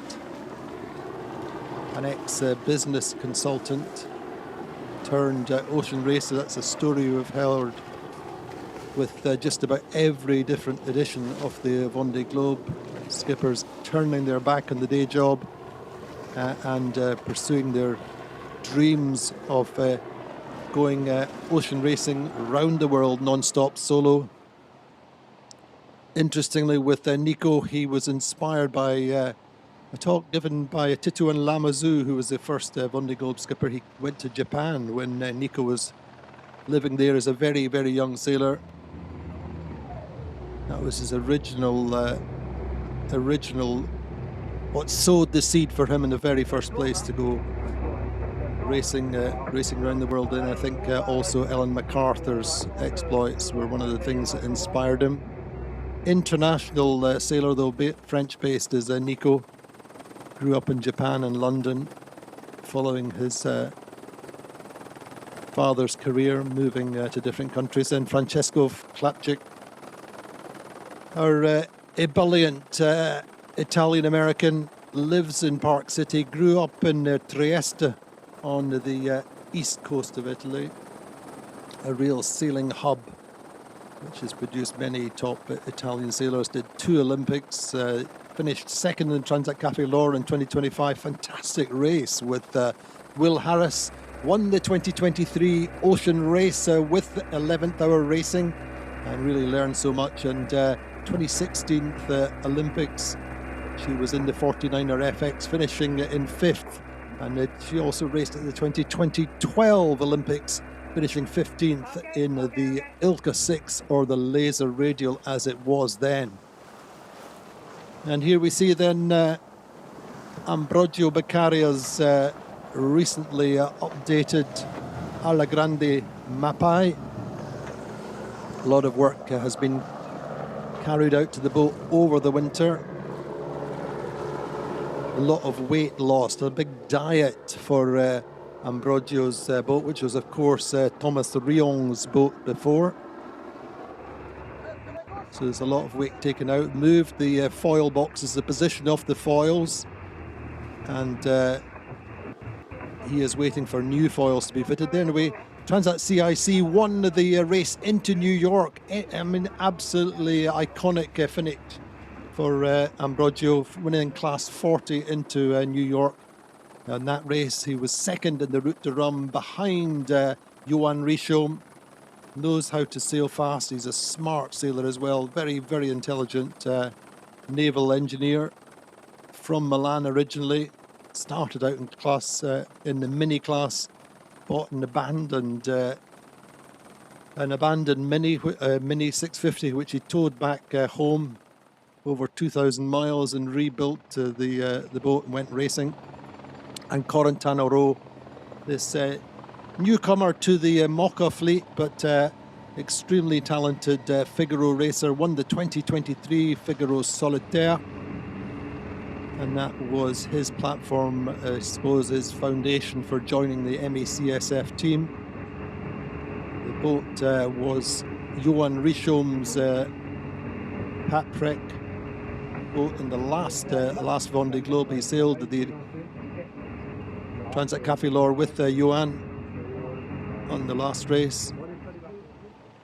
So a big test for, big step up for Corentin Horeau. Finished second in the 1,000-mile race earlier on the season, which was won by Sam Goodchild. Then here we go, learning procedure for Manu 58-year-old former motor industry executive turned ocean racer.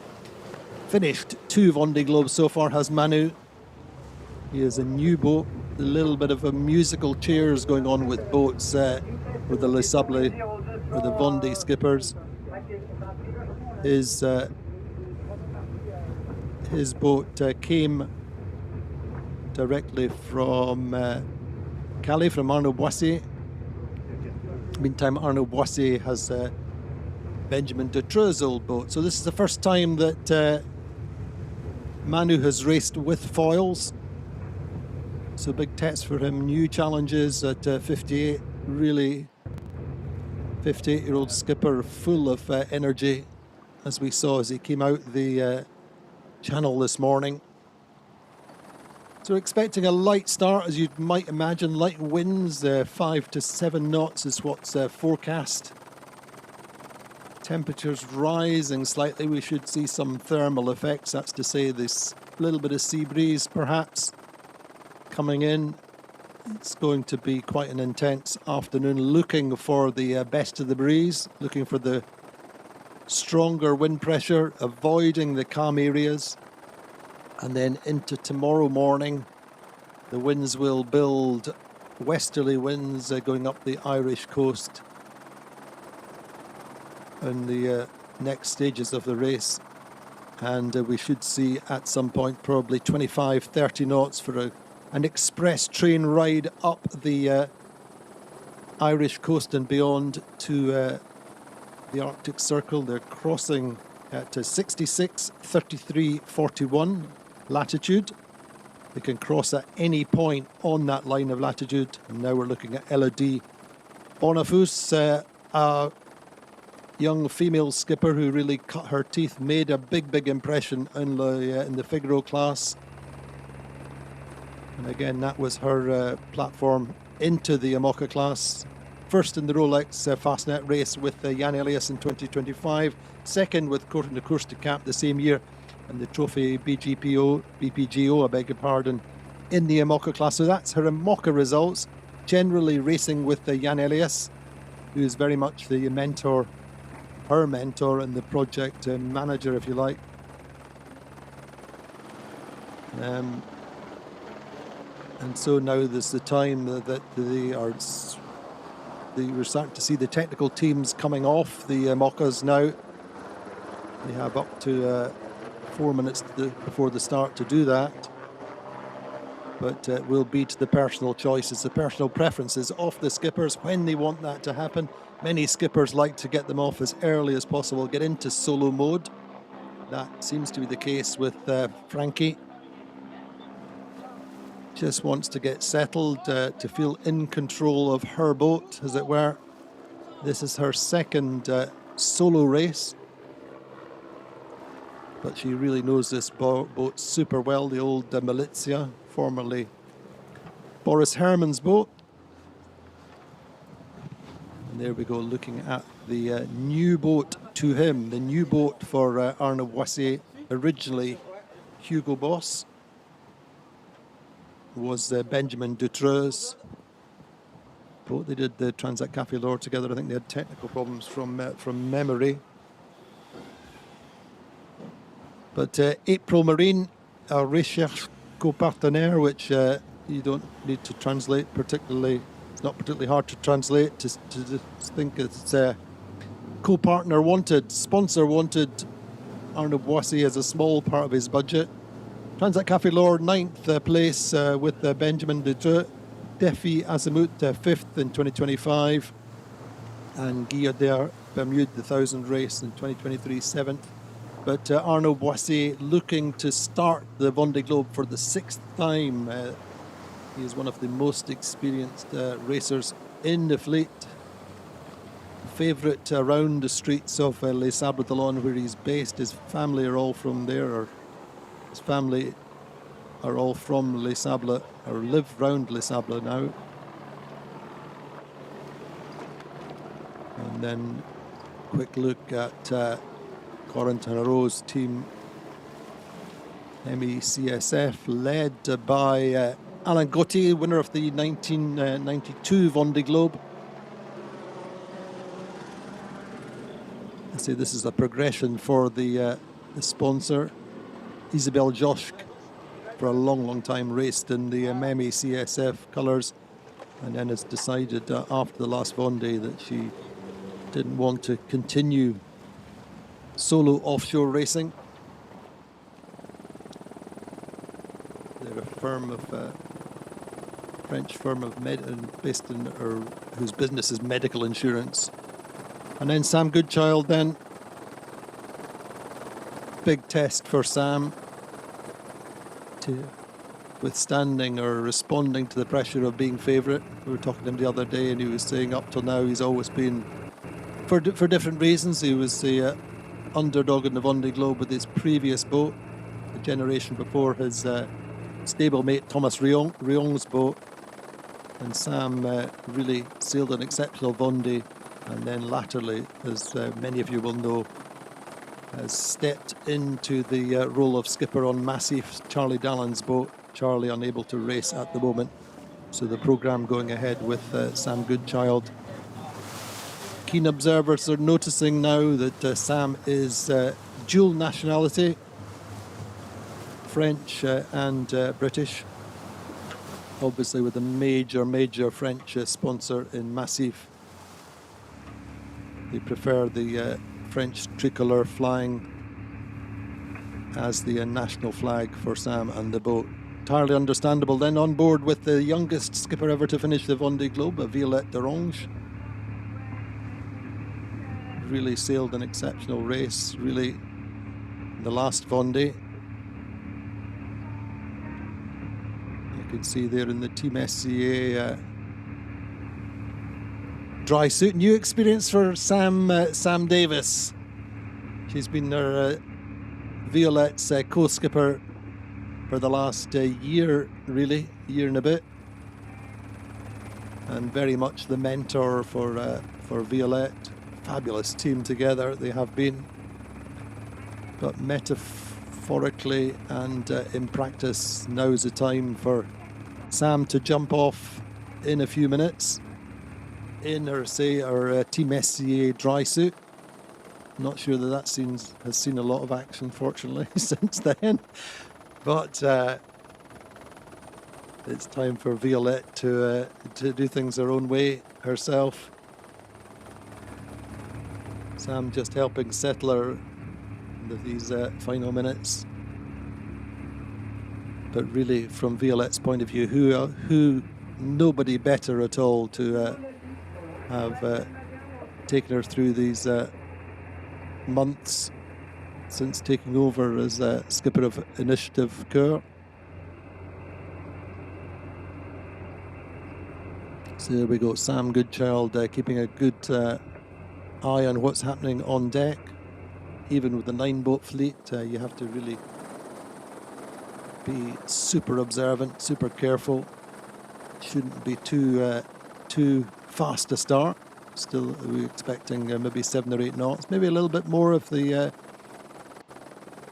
warmer temperatures build the breeze. That would be nice, but certainly great to see the sun out this afternoon here in Les Sables d'Olonne.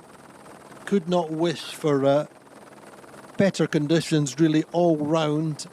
Not everybody wants to go off in 25 knots at more than 20 knots of boat speed. So this will be a gentle introduction to the race and indeed to our the Vendée Globe quadrennial. And the race represents so many different things to the different skippers. There we go, Calais with a new boat to him. First time, first big solo race for him on this boat, but so many years of experience.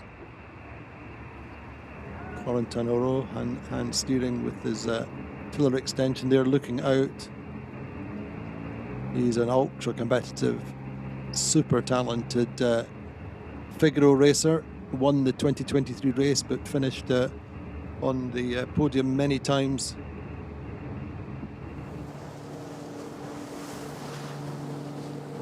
He said that he'd love to give Sam Goodchild a run for his money, but we will wait and see. Certainly knows how to sail the boat fast and learned a lot with Johan Richomme. Done quite a lot of solo miles in training, I'm sure.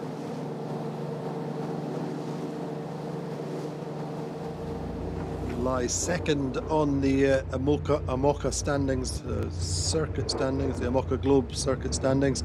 Finished second in the 1000 race, the spring opener. And of course, raced the last Transat Café L'Or with Johan Richomme. They had that big problem at the start of the race. You'll remember, had to stop after hitting a buoy. Had to make some big technical repairs, get back in the race course together. Not easy for that duo in terms of their expectations. They were one of the race favourites for that classic two-handed race to Martinique from Le Havre.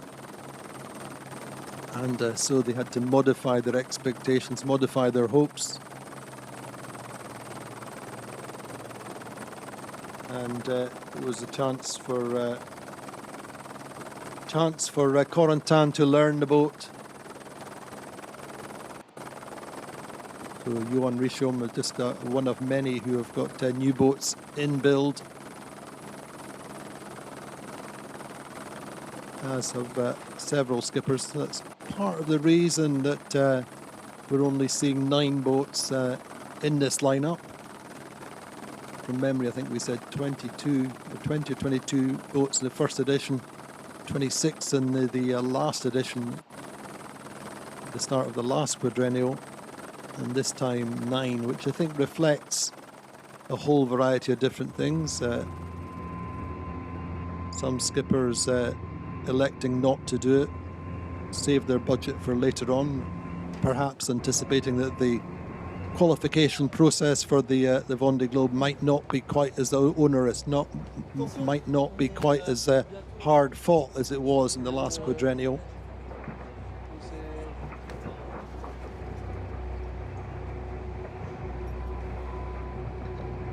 Some don't have the money in place yet. Some have got new boats in build. So we're at 53, we're starts at 13:02. We're just getting the countdown.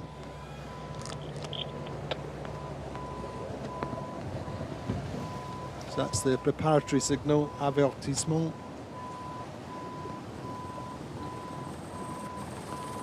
So not the conditions we see generally for the start of the Vendée Globe. We've had some light starts, but anyway, this is very much a summer race, although it will be cold up in the northern latitudes.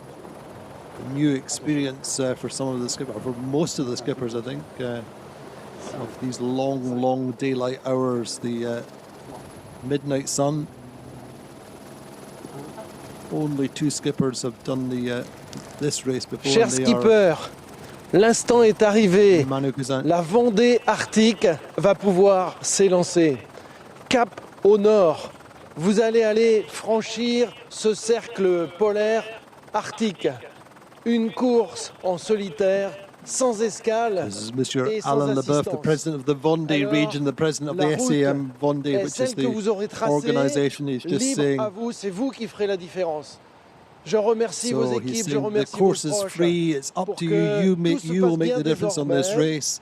It's a new and exciting concept. Faites-nous rêver. Go as fast as you can. Revenez dans ce Alain Leboeuf loves the theme of making you dream and making us dream. On vous regarde tous. We'll be watching you all, he said. So that is the president of the Vendée with his message to dear skippers.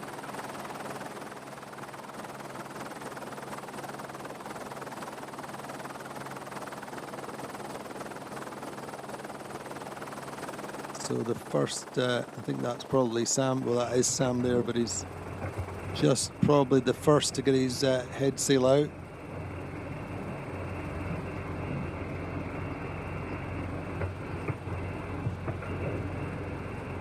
Say, keeping a keen eye on what the other boats are doing, making sure your runway to the start line is clear, is really, really important, even in this 9-boat fleet. Going to be fascinating to see who crosses the line first. It's a moot point in many respects, but it's always bragging rights. It's always what's reported by the media. And hard-bitten racers like Corentin, Horeau and Sam Ambrogio, Beccaria, all from different backgrounds. Ambrogio came through the mini class. Sam a real mixture, but he did his time in the Figaro class, and Corentin really came through the Figaro class. But the main thing is to be powered up and going fast at start time in the right direction. In this fleet of this size, it's not essential to be on the start line at the bang at the gun. You do want to be going quick in the right direction with a nice position. So Sam Goodchild on Macif is set up nicely.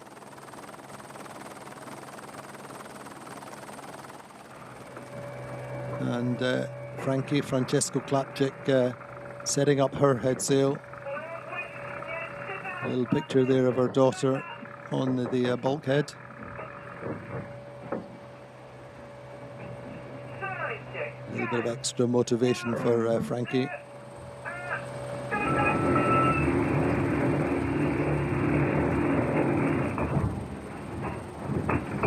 So Corentin just checking his watch there. 1 minute to go, I think.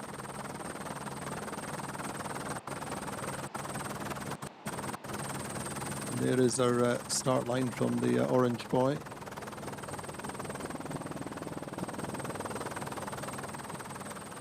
Probably not quite as many spectator boats out on the water as I might have expected, but it's in actual fact it's still relatively early in the season for pleasure boaters.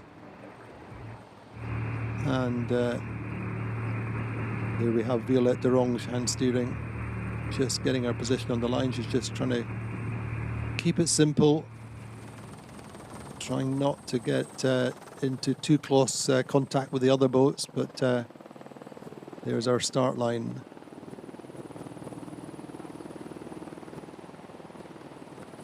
Little bit of swell there, as you can see. Open Atlantic out offshore. Seen a fair bit of surfing going on this week in the waters of the Les Sables d'Olonne beaches. We are into the final seconds before the start of this third edition of the Vendée Arctique Les Sables d'Olonne. It's about picking a spot on the line and trying to get through the line as close to the gun as possible with the most speed possible, and solo on an Imoca. That is not easy. It's okay in a small single-handed dinghy or whatever, and the key thing is really to come off the line with speed. And there you see the Italian-American Francesca Clapcich. There we go, and we're just coming into the final second.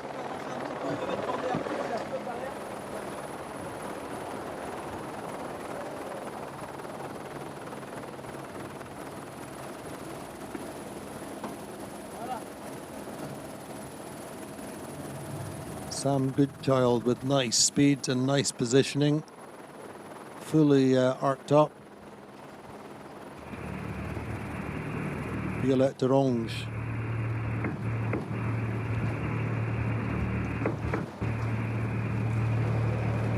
Quite a compact little group.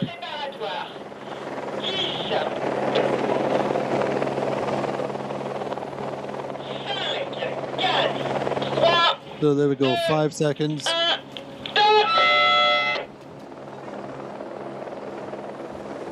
That is our 1 minute, I beg your pardon. 55 seconds to start.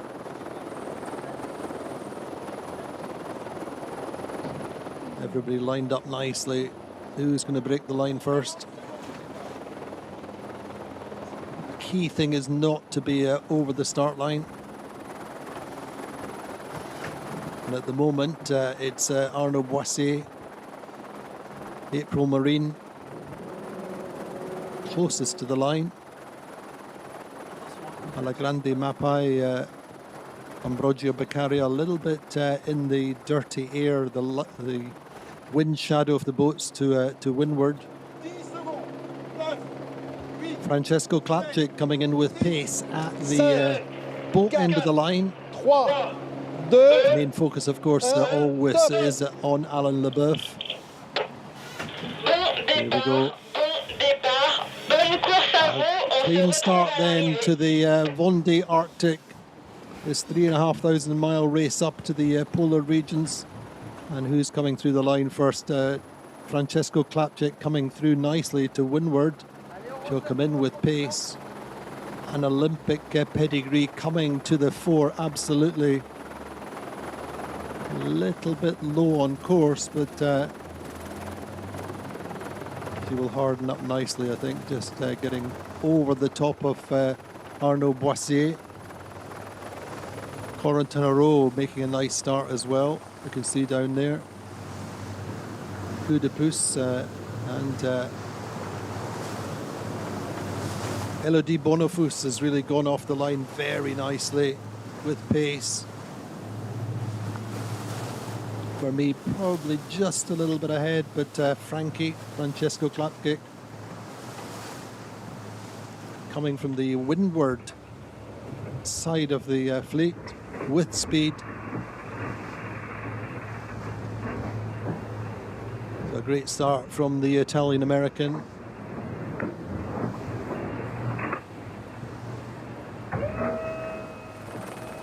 And off we go. The Vendée Arctique is underway. We are racing. Beautiful conditions, certainly much more summer than polar. But what a beautiful sight. What a wonderful conditions. A nice gentle start to the race, and of course to the Vendée Quadrennial.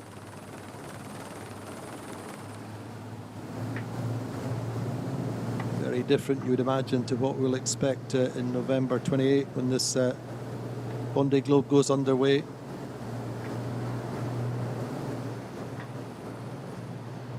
Just see the level of activity that we have to have on board for the skippers, keeping a close eye on what their competitors are doing.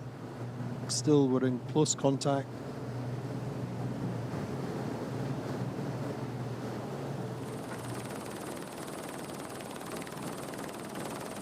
But there we go, the race, MACSF, Corentin Horeau, Sam Goodchild, moving ahead nicely with good pace. Sam probably slightly quicker. Francesca Clapcich came off the line nicely. Building speed, settling into their ballast setup as we see the wind increasing slightly. Obviously their apparent wind increases as they go forward, as they go faster. Settle down as they putting the ballast in, canting the keel, all powering the boat up, and that increases speed.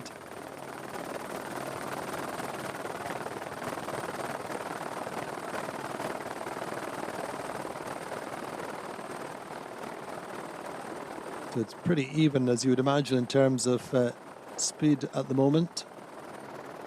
MACSF there, Corentin Horeau, Sam Goodchild on Macif, and sister ship to Macif there, Quéguiner, with Élodie pretty even just now. So there they go, heading out into the open ocean, as it were. Élodie just coming down a little bit to go slightly faster. And behind her, Francesca Clapcich.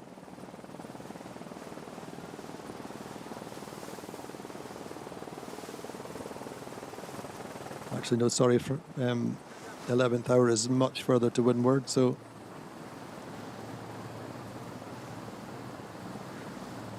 this will be an evolving situation through the afternoon and into the evening. But at the moment, they've got nice breeze, probably 9, maybe 10 knots, certainly more than we perhaps expected.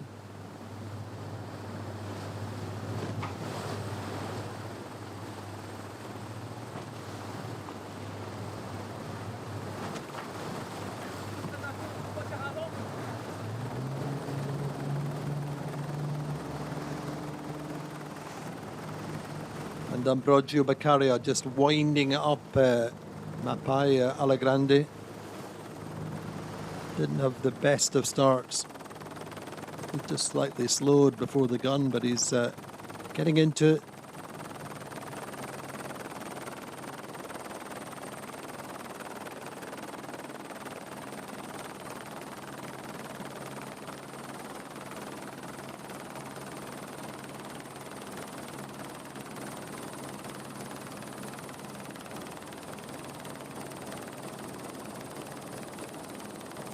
So there we go, off the start line, up and running, up and racing, and it is the two boats which really fought around the Vendée Globe course, now with different skippers.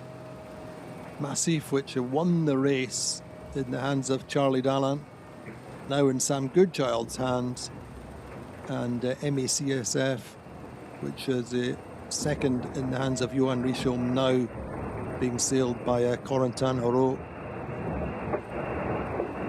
And our Emoki rookie here, Nico Destai, on Café Joyeux. No foils, but a very, very potent Emoka nonetheless, which over the years has huge, or many, many successes. Very often surprising the foiling boats.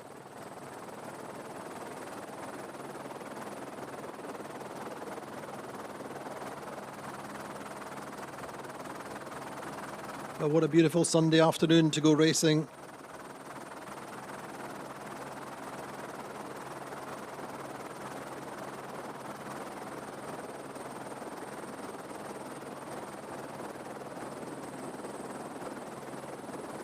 And at the moment, for sure, Nico Destai holding up quite nicely in this famous boat. Won the Vendée Globe originally in the colours of Macif. Then was sailed by Paul Mea as SMA. Bank Populaire for Clarice Kramer. Then I think 10th in the last Vendée Globe in the hands of was with Monoyer Duo for a job. And now moving in with its new owner.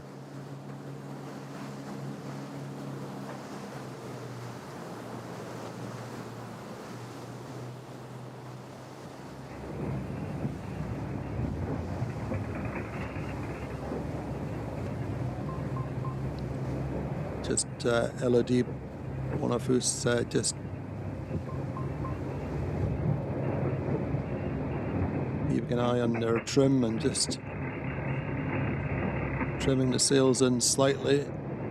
Maybe a little bit more wind pressure, maybe the wind heading slightly. But great, she's alongside racing boat for the moment with Violette d'Orange and the Initiatives-Cœur.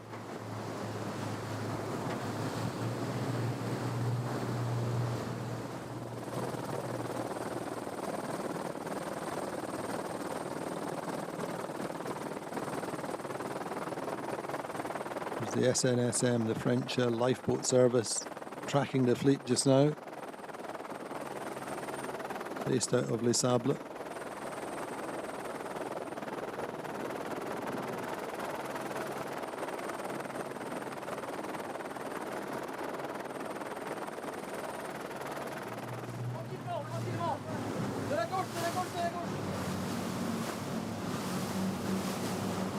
There's our media boats. Keeping an eye on, there's our TV boat, keeping an eye on the fleet, or bringing us back our live images. Heading up the coast from Les Sables d'Olonne, quite close to the coast.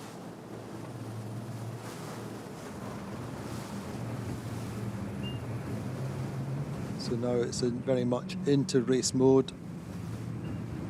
Question of sticking to the game plan, the strategy, which will have been prepared with the team meteorologists, and there are usually 3 or 4 different options there.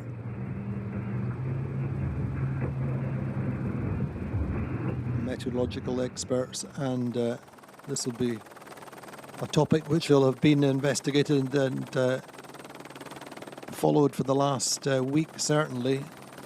Looking at what the general evolution, we have a low pressure system just up to the southwest of Iceland, and they'll come into front, tomorrow, in the early part of tomorrow, which will see the breeze build. We're expecting 20, 25, 30 knots, fast reach with the wind coming in from the west.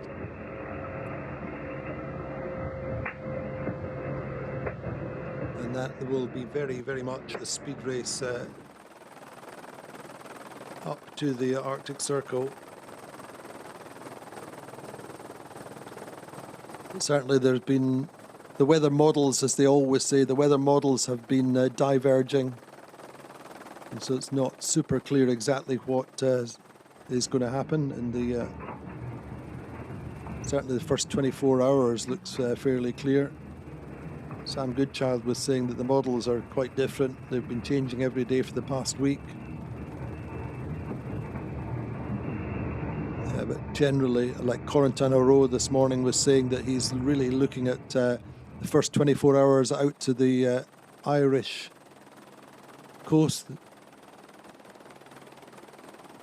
That's the main focus for the first part, and then really I think it should be a fairly straightforward but fast reach from the west coast of Ireland. But great to see these two boats. I think the smart money would have these 2 boats being first and second back, all things being equal, everything happening as you would hope. No damage, no big problems for them. They are the top 2 seeds, as it were, the top 2 favourites. Sam Goodchild, of course, twice the IMOCA Globe Series winner 2023 and the Globe Series champion at the moment.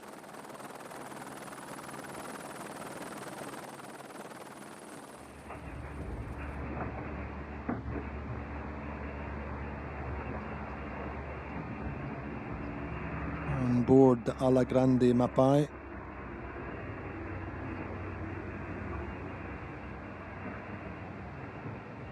So of course Ambrogio has many years of solo racing, class 40 with the Mini. That's his background. So he's very confident, very comfortable on his own. But the IMOCA is still relatively new to him. And with these changes over the winter, he has a period of learning. This will be very much a learning race, I think, for him. He's super competitive. But he needs to manage his expectations. Does Ambrogio? Disappointed with his Transat Café L'Or race last year with Thomas Rion. Didn't really get the performance they wanted.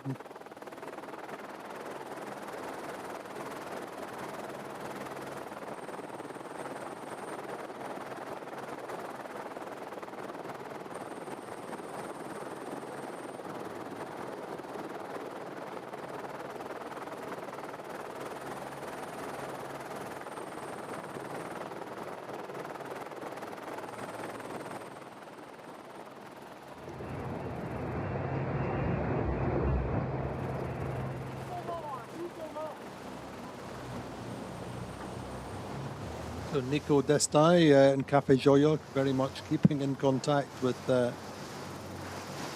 Ambrogio Beccaria in front.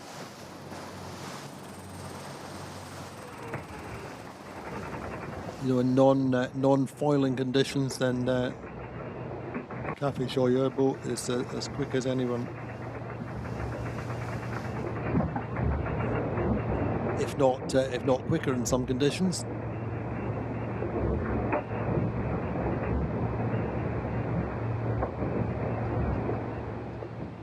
Anyway, Nico looking quite relaxed, focused, moving around the boat nicely.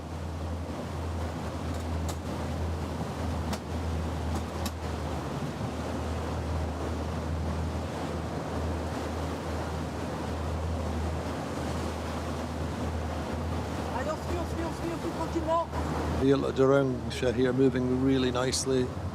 Just the bow wave picking up.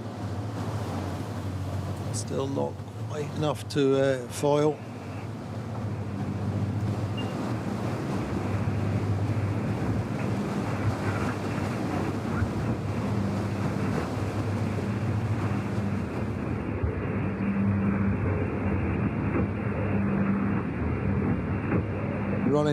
Running the pinky red, I think mainly pink Crocs is Violette.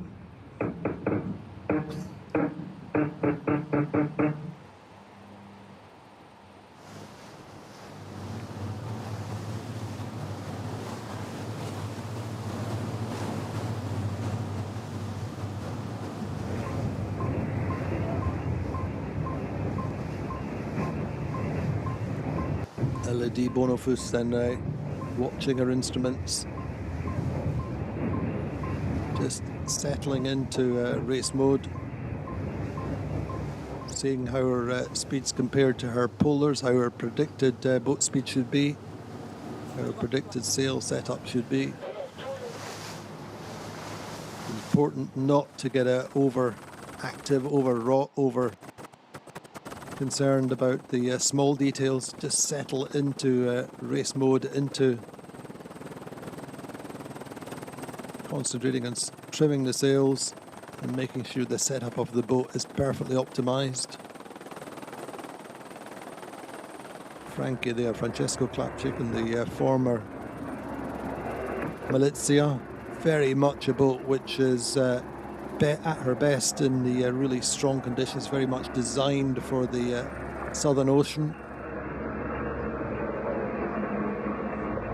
Great shots there of, for those of you who've never seen inside the Malizia, this kind of aft cabin set up in that big chair where Boris Herrmann spent so much time running his boat on the last Vendée. It's going to be interesting to see what Boris's new boat is like. I think launched fairly soon. And you compare that to life on board for Nico Destai then, and the older generation, very much in the kind of enclosed cockpit as opposed to racing inside. Downstairs, as it were, on board the old Malizia on 11th hour.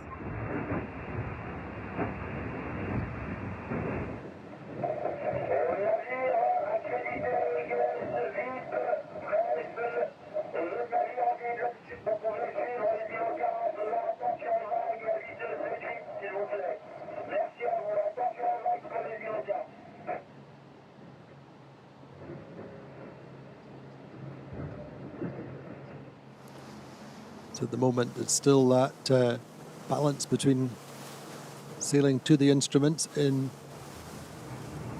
keeping a keen eye on the fleet, who's doing what. Interesting to see the different modes that the skippers, or the way the different skippers work. So it's not a long race, 3,500 miles.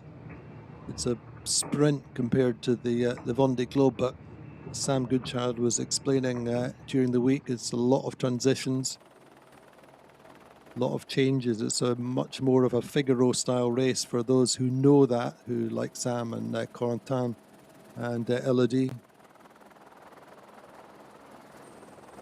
So many changes. As Sam said, you could very easily in a 24-hour period go through the full sail inventory.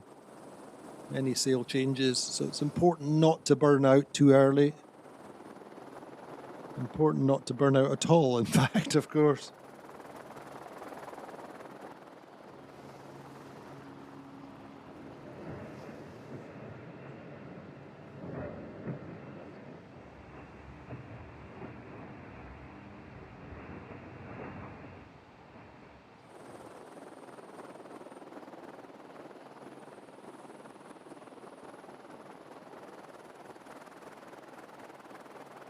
So exciting and nervous times in some ways for Arnaud Boissières with this new boat. So he's got to perform, he's got to deliver in his search for further sponsorship.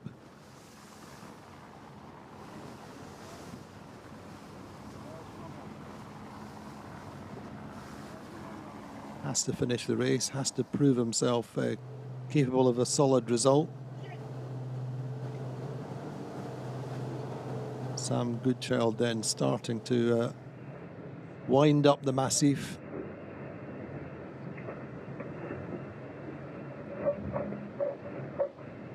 Finished third in the Transat Café Joyeux last autumn with Louis Berehar.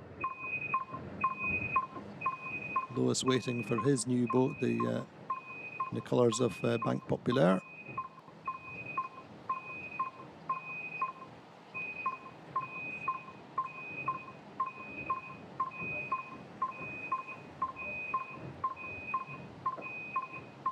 But as you might expect, for a sailor with his experience, Sam looking very relaxed, just focused on watching the breeze coming in.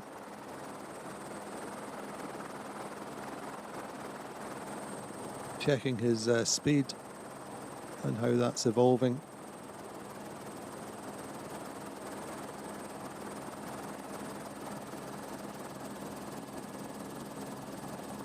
So there we go, the top four boats heading out to sea from Les Sables d'Olonne, the Macif, MACSF, Initiatives-Cœur and Quéguiner.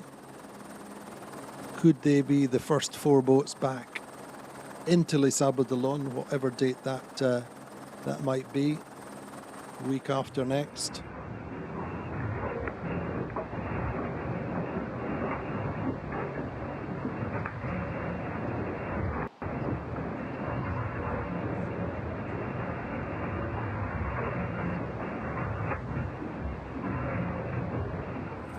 So certainly it looks like the first part of the race will be something of a boat speed race. Second half, much more about evolving strategy with many changes anticipated, many different weather scenarios anticipated for that return from the Arctic Circle.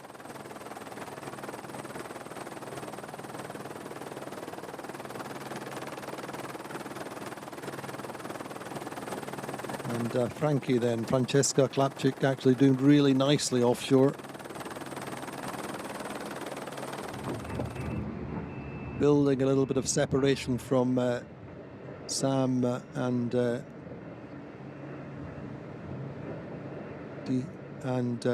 Corentin Horeau.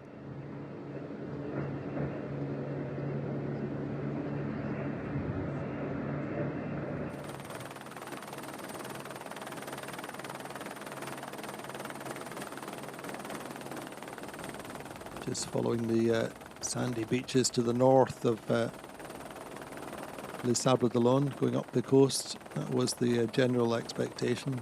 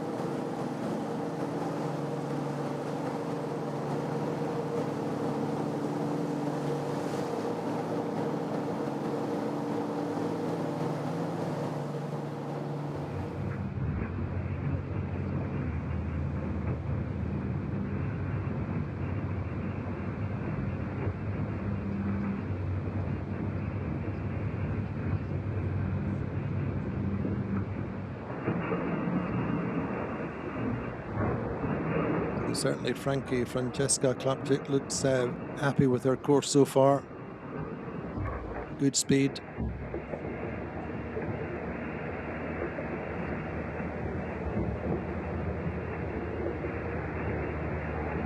Always that balance between trying to see out what's happening in real time on the water, what the small boat and Grand Prix sailors talk about, head out the boat, seeing what's coming to you, and also keeping an eye on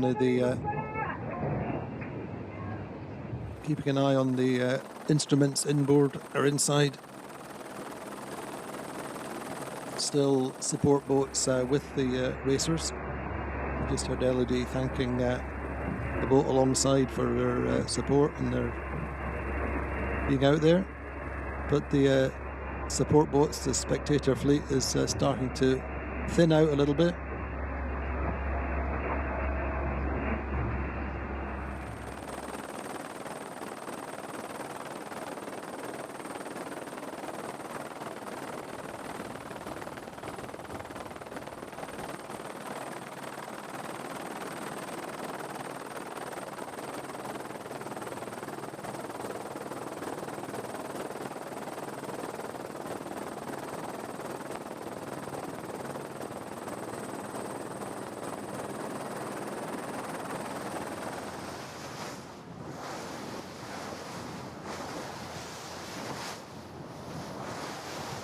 Cousin now then, Coup de Pouce. Well settled to say this is a boat which is new to him. Getting his windward rudder up. Setting down nicely.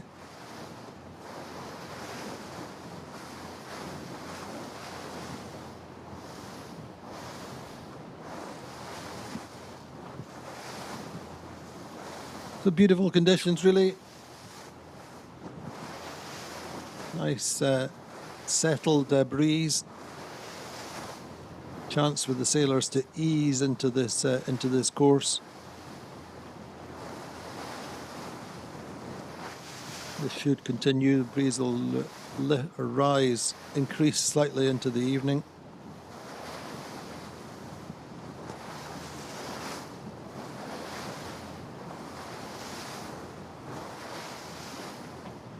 And on board with Calais with Arnaud Boissières.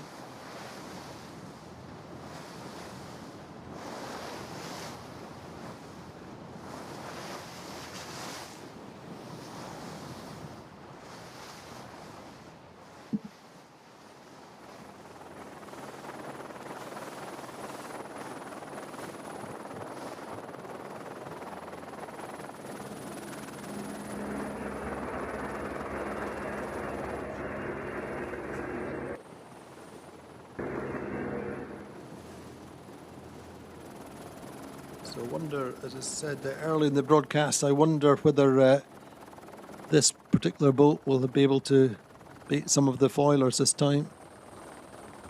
The last race, some of the daggerboard boats was very much an upwind first section, And the Daggerbore boats did really well. And it was only latterly that the foilers managed to stretch away. But that was a very different weather scenario to what we have this time. One big difference was we always knew when the last race started, we always knew that there was a big weather system going to affect the course. No big low pressure threatening the fleet at the moment. Relatively straightforward conditions. At the moment we're expecting a maximum of probably 30 knots or just a little bit more in a couple of days' time, which is enough of a challenge, but no big weather hurdle to get over. And indeed, as we look at the fleet now, the breeze is easing off. Some holes in the breeze, some light zones. And of course, these Imocas, it's really not easy to keep them moving, nor are they terribly responsive to changes in the breeze when it's this light.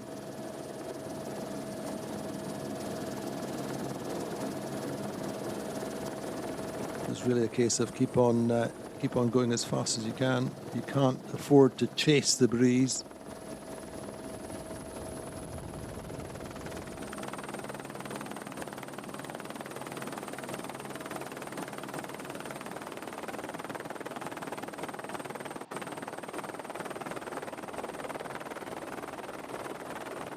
Breeze down to probably just 5 or 6 knots in places. Very streaky. You can see the light zones on the water.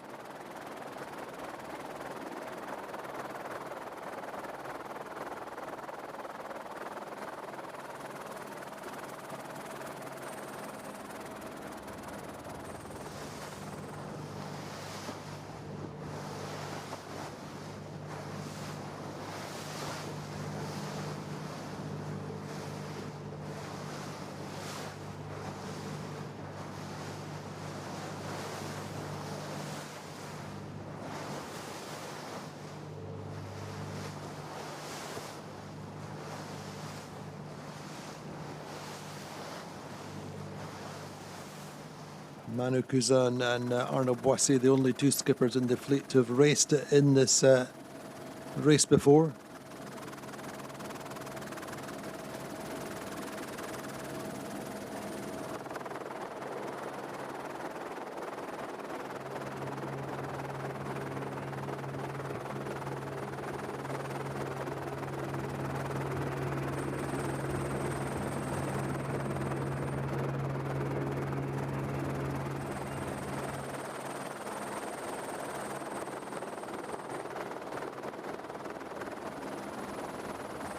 So it will be a new experience, new challenges for so many of these skippers, Sam Goodchild included, as we say, very much the pre-race favourite on paper, tipped by the French media in particular.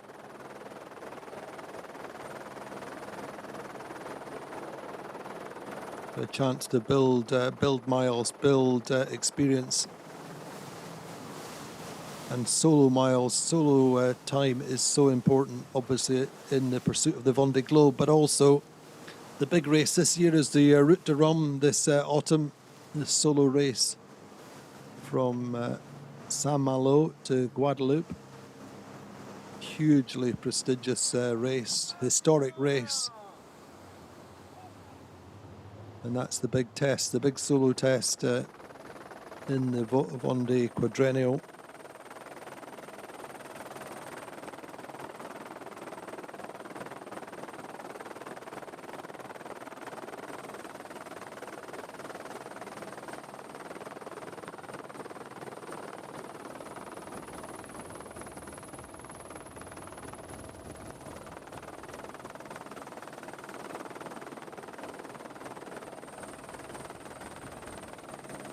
Certainly the breeze seems to have gone ahead of them very slightly, sailing with the sails are much more sheeted in.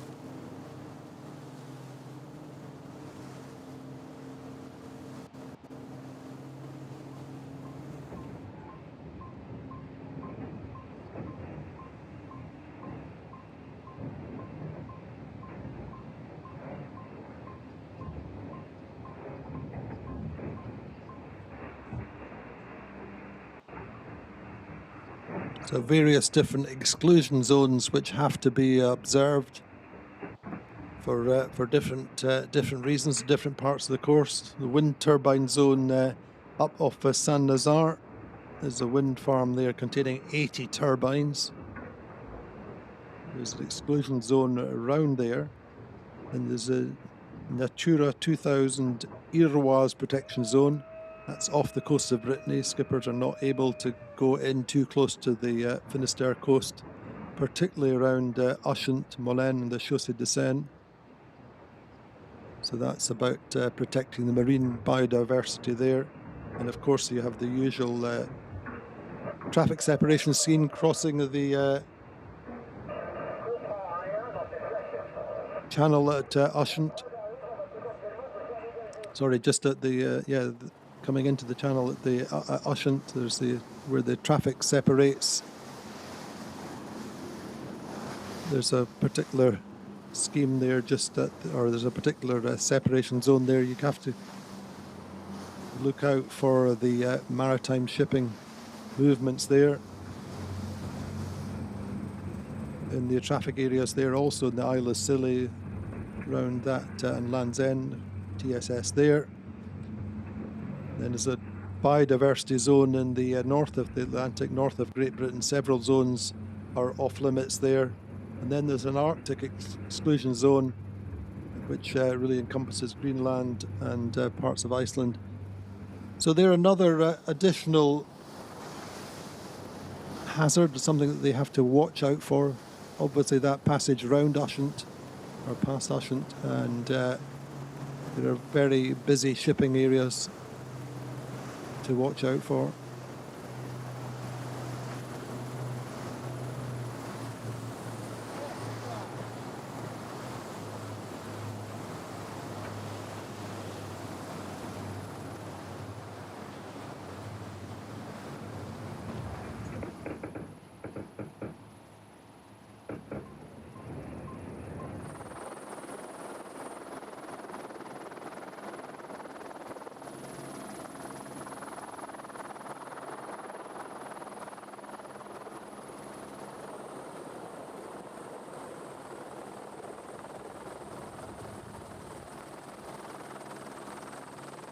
So Corentin, Horeau then nicely set up for these conditions.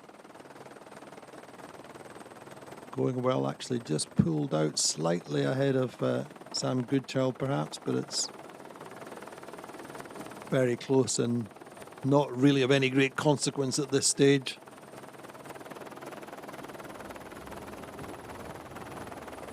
Violette Dorange going quite nicely, just on Sam's hip, as it were, on his weather hip. And then the boat's further offshore, out to sea. Francesca, Clapcich, going well, as you might expect.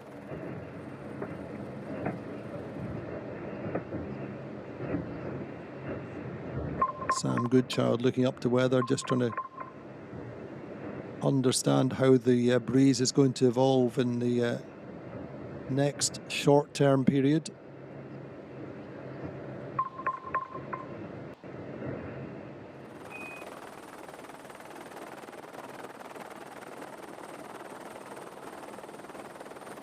It's a beautiful Sunday afternoon racing conditions. And of course all the skippers will be relieved that the pre-race pressures are behind them. Lots of media in Les Sables d'Olonne, lots of different pressures and stresses over the last period.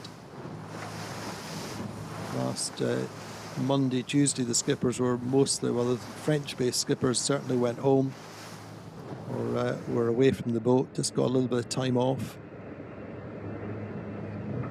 And then it's been quite fairly full on since then. Lots of obligations.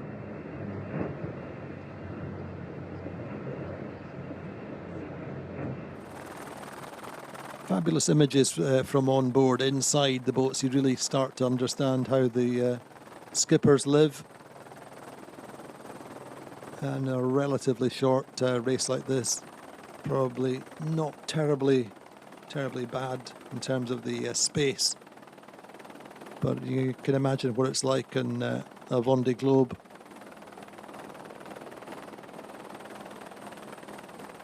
Still, living conditions very basic and very, very uncomfortable in the big seas in the south.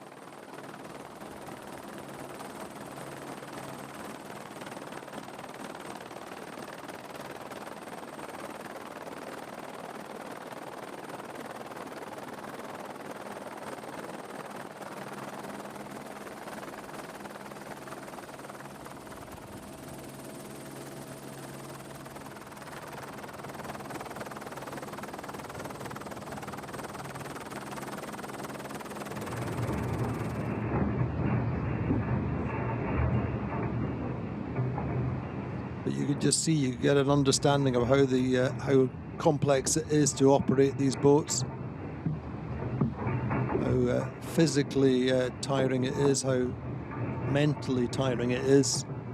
Always on the go, always trimming, especially on a relatively short course like this, especially in these light conditions.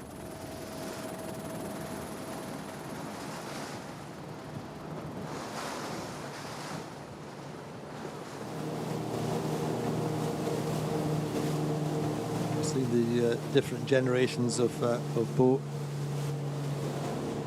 This is the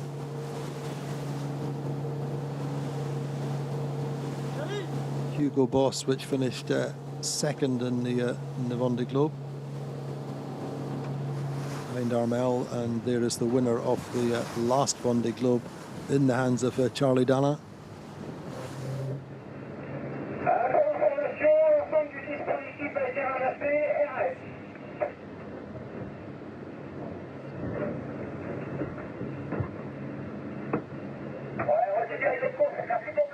It's going to be interesting to see what the next generation of boats are like. Obviously, in terms of the big picture, the hull shapes and the foil shapes. But it's going to be interesting to see how they've evolved in terms of living conditions and the setup inside, the different options. We'll start to see that, or we are starting to see that. I think the next boat to be launched will be Boris's.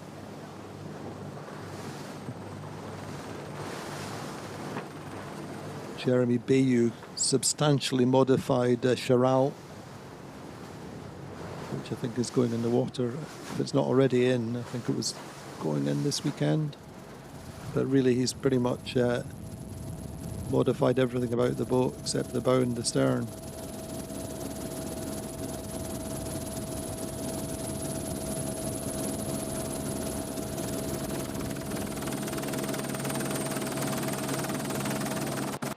What great aerial shots, just seeing how the fleet is spread out just now.